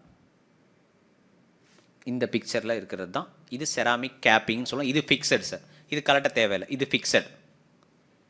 This is fixed. இதை வச்சு நம்ம என்ன வேணால் கடிச்சிக்கலாம். இது ஒரு பல்லு இல்லாதவங்களுக்கு பண்ணுறது, 2 பல்லு இல்லாதவங்களுக்கு பண்ணுறது, 3 பல்லு இல்லாதவங்களுக்கு பண்ணுறது. இந்த பிக்சரில் இருக்குது பார்த்தீங்களா? திஸ் இப்போ இந்த இடத்துல இம்ப்ளான்ட் போடலாம். இங்கே ஒரே ஒரு இம்ப்ளான்ட் போட்டு ஒரே பல்லு கட்டிக்கலாம் இந்த இடத்துல. அது இம்ப்ளான்ட் ஆஸ் யூஷுவல் தான், சேம் ப்ரோட்டோக்கால். இது அதே மாதிரி கீழே பல்லு உடஞ்சி போச்சுன்னா கீழே இந்த லாஸ்ட்டில் லெஃப்ட்டு ஒரே ஒரு கேப், அந்த பல்லுக்கு மட்டும் கேப் போட்டு அந்த ஃபங்க்ஷனை பழைய ஃபார்முக்கு கொண்டு வந்துக்கலாம். இது வித்தியாசம் தெரியுமானா தெரியவே தெரியாது. We will scan the adjacent teeth. பக்கத்து பல்லோட கலர் மாடிஃபிகேஷன் அமைப்பிலேருந்து அப்படியே ஸ்கேன் பண்ணி இது வரும். ஃபுல்லாக டிஜிட்டலைட்ஸ். இப்போது தான் மேனுவல், இப்போ இது டிஜிட்டல். இது செராமிக் கேப்பிங் சொல்லுவோம். இதில் நிறையா வெரைட்டி இருக்குது. இதில் தான் இந்த தங்கத்தில் பல்லு கட்டுறது அதெல்லாம் இதில் தான் பண்ணுவாங்க. எனக்கு பல்லு மாதிரி வேணால் சார் எனக்கு கோல்டில் போடுங்கன்னா இதை கோல்டாக போட்டுக்கலாம், சில்வரில் போடுங்களாம் சில்வராக போட்டுக்கலாம். இல்லை எனக்கு பல்லு மாதிரியே போட்டிருக்கே தெரியாதுன்னா தட்ஸ் கால் செராமிக் கேப்பிங். இந்த இதில் ஆனால் இந்த மாதிரி பல்ல அமைப்பு நம்ம கட்டணும்னா பல்லு வேணும். பல்லு இல்லாத இடத்துல முன்னாடி பின்னாடி பல்லு இருந்தே ஆகணும். அப்படி இருந்தால் தான் இந்த ப்ரொசீஜர் பண்ண முடியும். பல்லே இல்லாதவங்களுக்கு இது வராது. ஃபஸ்ட் 2 தான். அதுக்கு தான் அந்த 2வது பிக்சர். பண்ணிக்கலாம் சார். இந்த ப்ரொசீஜர் இந்த மாதிரி பல்லு ஃபிக்ஸடாக கட்டணும்னா முன்னாடியும் பல்லு இல்லாத இடத்துக்கு முன்னாடியும் பின்னாடி பல்லு வேணும். அட்லீஸ்ட் ஒரு பல்லாவது வேணும். இந்த ப்ரொசீஜர் பண்ணிக்கலாம். 6 பல்லு வரைக்கும் கட்டிக்கலாம். மேக்ஸிமம் ஒரு சைடு 6 கொடுக்கலாம். 6க்கு மேலே இதில் சேர்த்தோம்னா உடையும். 6 இது வந்து பர்சனலாக எங்களுக்கு சொல்லி கொடுத்து டாக்டருக்கு என்ன சொல்லுவாங்களோ அதை நான் உங்களுக்கு சொல்லிக்கிட்டேன். இதில் 6க்கு மேலே சேர்த்தா உடையும். அதான் 6 வரைக்கும் கட்டிக்கலாம். 6 வரைக்கும் 8 கட்டலாம் 9 கட்டுவாங்க, தாராளமாக கட்டலாம். ஆனால் அதெல்லாம் யார் கட்டணும்னா நம்ம ஒரு சைடு மட்டும் 9 கட்டிட்டு இன்னொரு சைடு பல்லு இருக்குது அப்படின்னா அதை பண்ணிக்கலாம். 2 சைடும் 6 கட்டக்கூடாது, தாங்காது, பேலன்ஸ் போயிடும். இது செராமிக் கேப்பிங் சொல்லுவோம். இதில் லேட்டஸ்ட்டாக இருக்குது, லோயஸ்ட் இருக்குது, வித் கேரண்டி இருக்குது, வித்தவுட் கேரண்டி இருக்குது. செராமிக்னு சொல்லுவோம். ஆனால் பெஸ்ட்டு குவாலிட்டினா செராமிக் தான். இதில் மெட்டல் இருக்குது, மெட்டல் செராமிக் இருக்குது, மெட்டல் இருக்குது. ஆனால் இப்போ ரீசண்டாக நேற்று கூட நான் ஒரு ஆர்டிக்கல் பார்த்துட்டு தான் வந்து பேசுகிறேன். இப்போ ரீசெண்டாக மெட்டல் செராமிக் வந்து கொஞ்சம் குறைங்கன்றாங்க. ஏன்னா எல்லாருக்கும் இப்போ எம்ஆர்ஐ எடுக்கிற மாதிரி இருக்குது, சிடி எடுக்கிற மாதிரி இருக்குது. ஸோ அந்த நேரம் அந்த மெட்டல் இன்ட்ராக்ஷன் ஆகுது. சில ஸ்கேன் சென்டரில், அட்வான்ஸ் ஸ்கேன் சென்டர் இல்லாத இடத்துல இது இன்ட்ராக்ஷன் ஆகுது. நம்ம எம்ஆர்ஐ எடுக்கும் போதெல்லாம் கோல்டு செயின் இதெல்லாம் கழட்டி வச்சுட்டு போகணுவாங்க. ஸோ இதில் கொஞ்சம் மெட்டல் இருக்குது. ஸோ அந்த மாதிரி பேஷண்ட்ஸ், ஹார்ட் பேஷண்ட்ஸ்க்கு மெட்டல் செராமிக் போடக்கூடாது, மெட்டலும் போடக்கூடாது. அவங்க எப்போ வேணால் திருப்பி ஆன்ஜியோ பண்ணுவாங்க, எப்போ வேணால் எம்ஆர்ஐ எடுப்பாங்க. நியூரோ பேஷண்ட்ஸ் எம்ஆர்ஐ தான், எம்ஆர்ஐ எடுக்கிற செராமிக் தான் போட்டாங்க. Ceramics best. கட்டு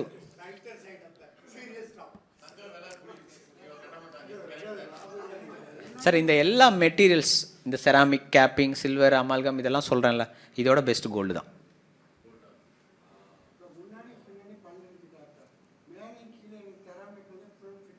பண்ணிக்கலாம். ஃபிக்ஸட் எடுக்க தேவையில்லை, எடுக்க முடியாது, உடச்சி தான் எடுக்கணும். ஃபிக்ஸட்.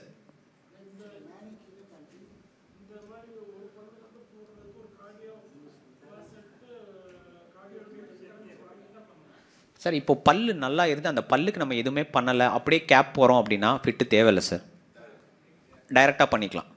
இல்லை அந்த பல்லு வீக்காக இருக்குது, இல்லை ஏஜ்டு பேஷண்ட் அபோவ் 60 அவங்களுக்கு ரூட் கெனால் பண்ணால் ஃபிட்டு வாங்கணும். அந்த பல்லை ஸ்ட்ராங் பண்ணிட்டு பண்ணுறதுனா ஃபிட்டு வாங்கணும். அப்படியே வச்சுக்கிறது அந்த பல்லோட தன்மையை பொறுத்து சார். பல்லு ஸ்ட்ராங்காக இருந்தால் அப்படியே வச்சுக்கலாம். உங்கள் அதான் ரூட் கெனால் இருந்து பல்லை ஸ்ட்ராங் பண்ணுறது.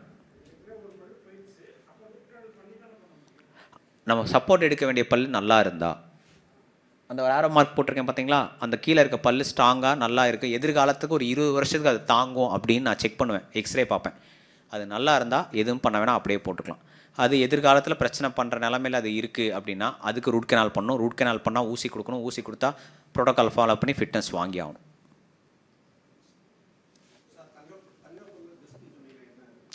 தங்கப்பல் பெஸ்ட்டுன்னு சொன்னது காரணம், தங்கப்பல்லும் இதுவும் ஒரே ரேட்டாக கிடையாது.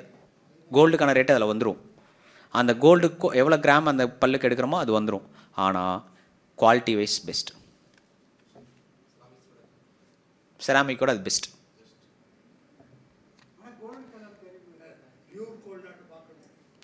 கோல்டு நீங்கள் தான் சார் வாங்கிட்டு வந்து கோல்டு நீங்கள் தான் வாங்கிட்டு வந்து கொடுப்பீங்க. கோல்டு நாங்கள் we own buy and invest gold. Gold patients கிட்ட தான் வாங்குவோம். அதான் சார், கோல்டு வந்து உங்கள்கிட்ட தான் வாங்குவோம் சார். எது வேணால் போடலாம் சார், நான் குவாலிட்டி தான் சொல்கிறேன், தரம். இது எல்லா பல்லு வகையோட பெஸ்ட்டு கோல்டு. கோல்டுக்கு அழிவு இல்லை சார். இதெல்லாம் வந்து நீங்கள் நம்ம ஃபார் எக்ஸாம்பிள் இது நம்ம இறந்ததுக்கப்புறம் 10-15 வருஷத்துக்கு அப்புறம் இது கரைஞ்சிரும். கோல்டு இருக்கும் அப்படியே. நிறைய பேஷண்ட்ஸ் நிறைய இறந்தவங்களை கண்டுபிடிக்கிறாங்கல்ல, ஃபோரன்சிக்னு சொல்லுவோம்.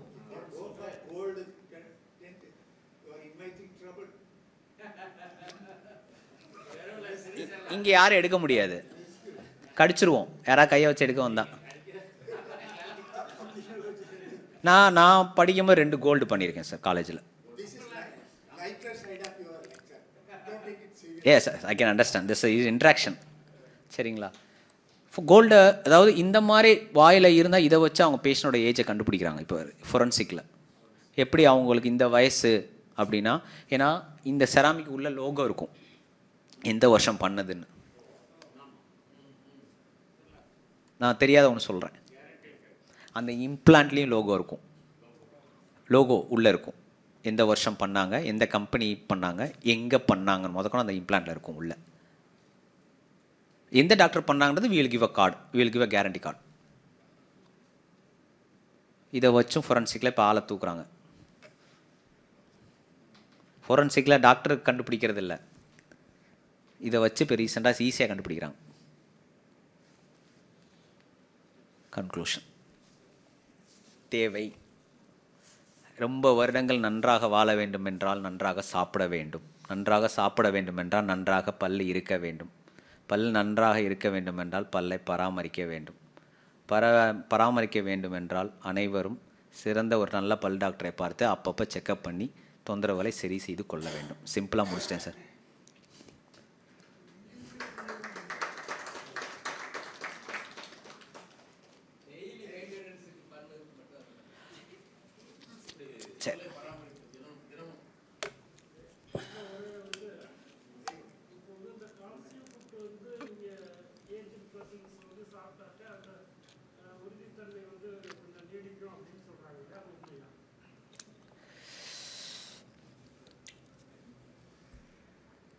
50% சார். 50%. சொல்கிறது உண்மையான்னு கேட்டிங்கன்னா உண்மை. எல்லாத்துக்கும் பொருந்துமான்னு கேட்டால் கிடையாது.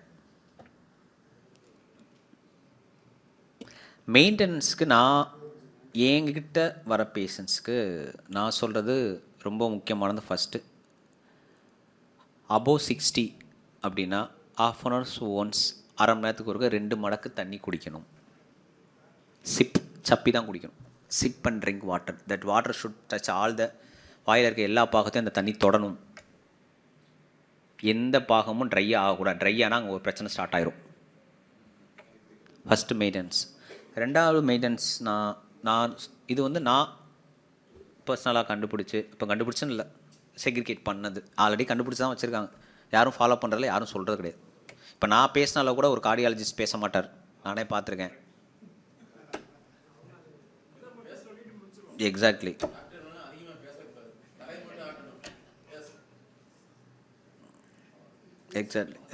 ஆமாம். ரெண்டாவது, என்ன சாப்பிட்டாலும் வாய் கொப்பளிக்க வேண்டும். தண்ணி குடித்தா மட்டும் தான் வாய் கொப்பளிக்கக்கூடாது. என்ன சாப்பிட்டாலும் வாய் கொப்பளிச்சு பண்ண வேண்டும். டீ குடித்தா கூட, ஆனால் டீ குடித்தா மட்டும் உடனே பண்ண தேவையில்ல, ஒரு 15 மினிட்ஸ் கழிச்சு பண்ணிக்கலாம். ஏன் சார் அது மட்டும்னா, ஹாட்டாக பட்ட இடத்துல திருப்பி கோல்டாக படக்கூடாது. பட்டுச்சு அப்படின்னா அந்த இடம் வீக் ஆகும். அந்த இடம்னா கம்ஸ் வீக் ஆகும். Immediate cold, immediate hot, it will react. அதே மாதிரி அபோவ் 60 என்ன சாப்பிட்டாலும் சப்பி சாப்பிடணும். அண்ணாக்க குடிக்கக்கூடாது, ஸ்ட்ரா வச்சு குடிக்கக்கூடாது. என்ன சாப்பிட்டாலும் மெதுவாக நிதானமாக மென்று சாப்பிடணும். We should feel the taste and we should masticate properly. கரெக்டாக அறப்பட வேண்டும் சாப்பாடு. எந்த ஹேபிட்ஸும் இல்லாதவங்க, நான் மெயின்டெனன்ஸ் ஆஃப் ஓரல் ஹைஜீன் பண்ண சொல்லிட்டு இருக்கேன். வாய் பராமரிப்பு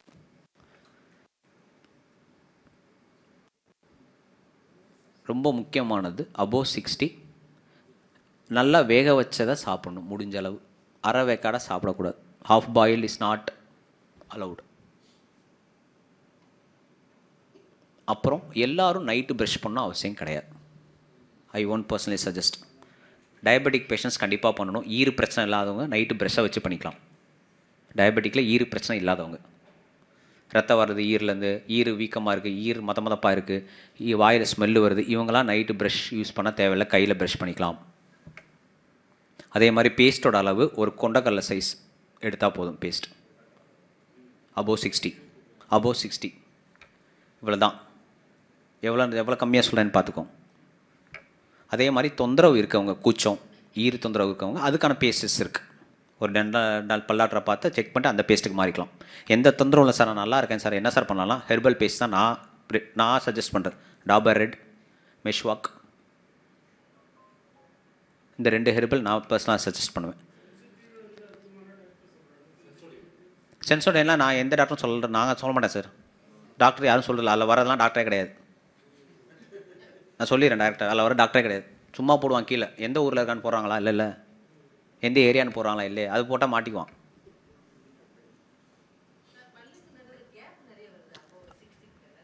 கொரட்டை விட்டால் வரும் மேடம். வாய் வலி ஃபஸ்ட்டு கொரட்டை ஒரு ஆளாக தான் வரும். ரெண்டாவது வாய் வலி சுவாசிக்கிறவங்க, ஏஜ் ஆனாலும் வாய் வலி சுவாசிக்க ஆரம்பிச்சிருவாங்க. அது காரணம் என்ன? டீப் ப்ரீத்னா டீப் ஸ்லீப், தன்னை மறந்து தூங்குறது. இதுதான் ஏஜுக்கான டிஃபார்மிட்டி சார். வாயில் வரதை யாரும் நம்ம கன்சிடர் பண்ணிக்கிறது கிடையாது. முடி நரைச்சா ஏற்றுக்கிறோம், வாயில் கேப் வந்தால் நம்ம ஏற்றுக்கிறீங்களா? கிடையாது. முடி மாறுது சார், பல்லுக்கு நடுவில் கேப் தான் மேம். அது வாயில் வரக்கூடிய மாற்றம். முடியில் வருதுல்ல, 60 வயசுக்கு மேலே முடி நரைச்சிருக்கு, அதை நீங்கள் ஏற்றுக்கிறீங்கள? அது காரணம் என்ன சொல்கிறீங்க? அதே தான் பல்லுக்கும். அதுக்கு நீங்கள் வாய் வலி அதிகமாக நீங்கள் தூங்கும் போது வாயை திறந்து தூங்குறான்னு செக் பண்ணுங்க சார். இல்லை அதுதான் சொல்கிறேன் சார். நீங்கள் நான் சொல்கிறத டைரெக்டாக எடுத்துக்காதீங்க, கோரிலேட் பண்ணுங்கள். முடிக்கு டை அடிக்கலாமா? எக்ஸாக்ட்லி, கூடாது. ஆனால் அதை சரி பண்ண முடியுமா? முடியாது. ஆனால் பார்வைக்கு சரி பண்ணிக்கலாம். இந்த கேப்பு உங்களுக்கு குறையா தெரிஞ்சால் சரி பண்ணிக்கலாம். அழகு சரி பண்ண முடியும். கேப் போட்டுக்கலாம், கிளிப்பு போட்டுக்கலாம், சாரு கேட்ட மாதிரி. எக்ஸாக்ட்லி. டோட்டலாக கேப் ஆச்சுன்னா பண்ணிக்கலாம். ஃபிக்ஸடு தான். இல்லை ஒன்றும் நோ இல்லை உட்காரணும். இல்லை நிறைய டவுட்ஸ் இருக்குது, இங்கே தான் கேட்க முடியும். வேறு எதுவும் டவுட்ஸ்? மெயின்டெனன்ஸுக்கு இது தான் சார், பெருசாக இது இல்லை.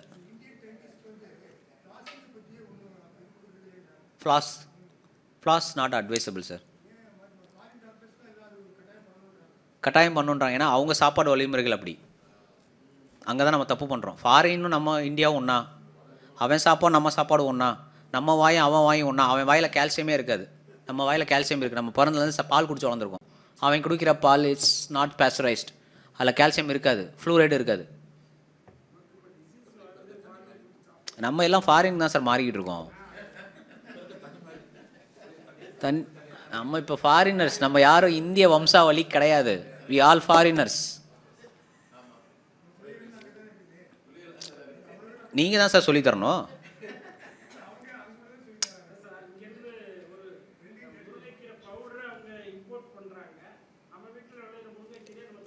இதை நீங்கள் இங்கே வரப்போ சொல்லுங்கள் சார், அங்கே கேட்க முடியாது. எஸ் சார், இங்கே பண்ணலாம். இங்கே வரப்போ நீங்கள் குப்பை சாப்பிட்றீங்களா பவுடர், அது இதாண்டா, இதை சும்மாவே வாயில் மேலாண்டான்னு சொல்லணும்.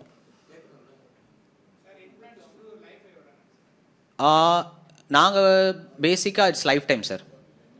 பேசிக்காக life time. You put branded.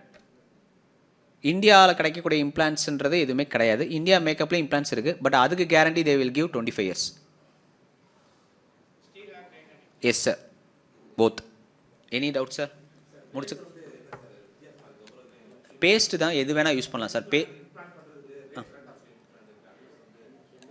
Sir அதான் சார், இம்ப்ளான்ட்டு அந்த இடத்துக்கு ஏற்ற மாதிரி மாறிக்கிட்டே இருக்கும். எல்லா இடத்துலையும் எல்லாருக்கும் ஒரே மாதிரி இம்ப்ளான்ட் போட முடியாது. அமௌண்ட் வேரி ஆகும். ஏன்னா சில இம்ப்ளான்ட் இவ்வளோ தான் இருக்கும், சில இம்ப்ளான்ட் இப்படி இருக்கும், ப்ராடாக இருக்கும், சில இம்ப்ளான்ட் ஷார்ட்டாக இருக்கும், சில இது லென்த்தாக இருக்கும். அதெல்லாம் போனால் ரொம்ப அகாடமிக்காக இருக்கும். இப்போ நீங்கள் கேட்குற நிறைய கேள்வி அகாடமிக். இது ஒரு ஸ்டூடெண்ட்ஸ் சொன்னால் தான் புரியும். இப்போ நீங்கள் இம்ப்ளான்ட் ரேட்டு மாறதுக்கு காரணம் இது தான். பின்னாடி கடவாப்பல்லுக்கு இம்ப்ளான்ட் போட்டோம்னா பெரிய இம்ப்ளான்ட்டாக போடணும், ப்ராடாகவும் ஆழமாகவும் போடணும், அது ரேட்டு கூட வரும். முன்னாடி போட்டால் ப்ராடும் தேவையில்லை, லென்த்தும் தேவையில்லை, ஷார்ட் ரேட்டு கம்மியாகும். சீப்பாக இருக்கிறது பெஸ்ட்டாக இருக்காது சார். இன்னொரு எனக்கு பிடிச்ச dialogue, cheap is not best, best is not cheap.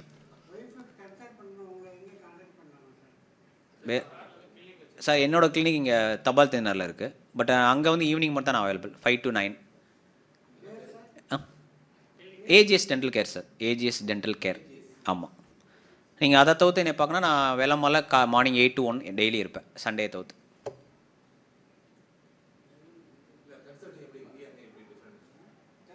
நான் தான் பார்க்க போகிறேன். என் கிளினிக்கு நான் கன்சல்டிங் வாங்கலை சார், அன்பனடியில் இருக்குது. என் கிளினிக்கில் நான் கன்சல்டிங் வாங்கலை. அதுக்கு 4 இடத்துல இருந்து அவார்டு வாங்கியிருக்கேன். நாளைக்கு ஒரு அவார்டு தராங்க எனக்கு சென்னையில். நான் இன்றைக்கி சொல்கிறேன், சார் கேட்ட கன்சல்டிங் வார்த்தை சொன்னனால நான் சொல்கிறேன். I been running my clinic for past 5 years. 5 வருஷமாக நான் இருக்கேன். 5 வருஷமாக நான் கன்சல்டிங் வாங்கலை. நான் வாங்கலை. எங்கே சார்?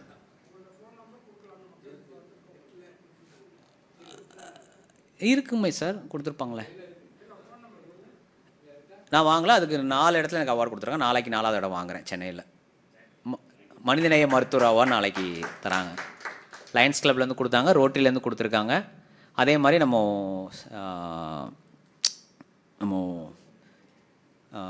சௌராஷ்டிரா சேம்பர் ஆஃப் இதுலேருந்தும் கொடுத்துருக்காங்க. கன்சல்டிங் வாங்காத ஒரே ரீசன் அதுதான்.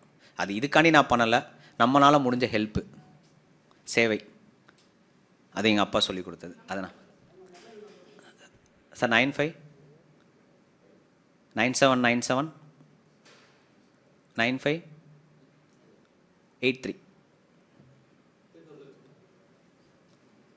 Okay, 9797 9583 83 sir. மணிகண்டன். அது வாட்ஸ்அப் நம்பர் தான், ஒரே நம்பர் தான் எனக்கு.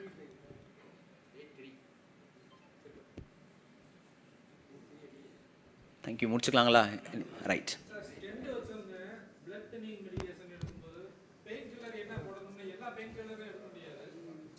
இல்லை சார், போடலாம். பிளட் தின்னருக்கும் மெடிக்கேஷன்ஸ்க்கும் எந்த சம்மந்தம் கிடையாது. கிட்னி பேஷண்ட்ஸ் சொன்னேன்ல, அவங்களுக்கு மட்டும்தான்.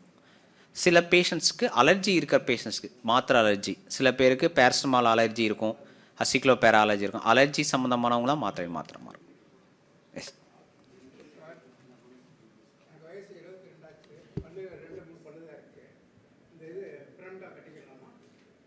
எடுத்துட்டு வாயில் எலும்பு மிக சிறப்பாக சிறப்பு தொடங்கிய பேராசிரியர் மருத்துவர் ஐயா அவர்களுக்கு கலைஞர் நூற்றாண்டு மூலம் சார்பாக நன்றியை தெரிவித்துக் கொள்கிறோம். அடுத்ததாக நமது மூத்த குடிமக்கள் சார்பாக மருத்துவர் ஐயா அவர்களுக்கு சிறப்பு செய்வார்கள்.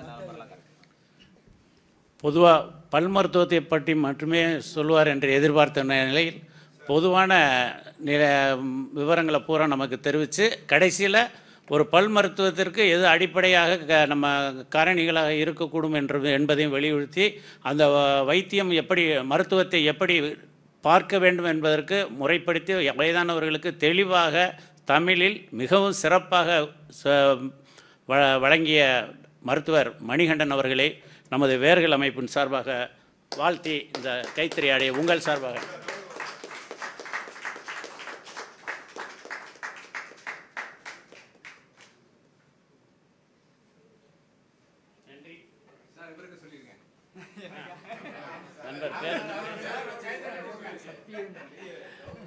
இந்த நிகழ்வை தொடர்ந்து கலைஞர் நூற்றாண்டு நூலகத்தில் சிறப்பாக நடத்தி கொண்டிருக்கக்கூடிய சத்யேந்திரன் அவர்கள் அரசு பணி நியமனம் பெற்று மேலூர் அரசு கலைக்கல்லூரியில் நூலகராக பணியேற்பதை நமது வேர்கள் சார்பாக மிகவும் பாராட்டுகிறோம்.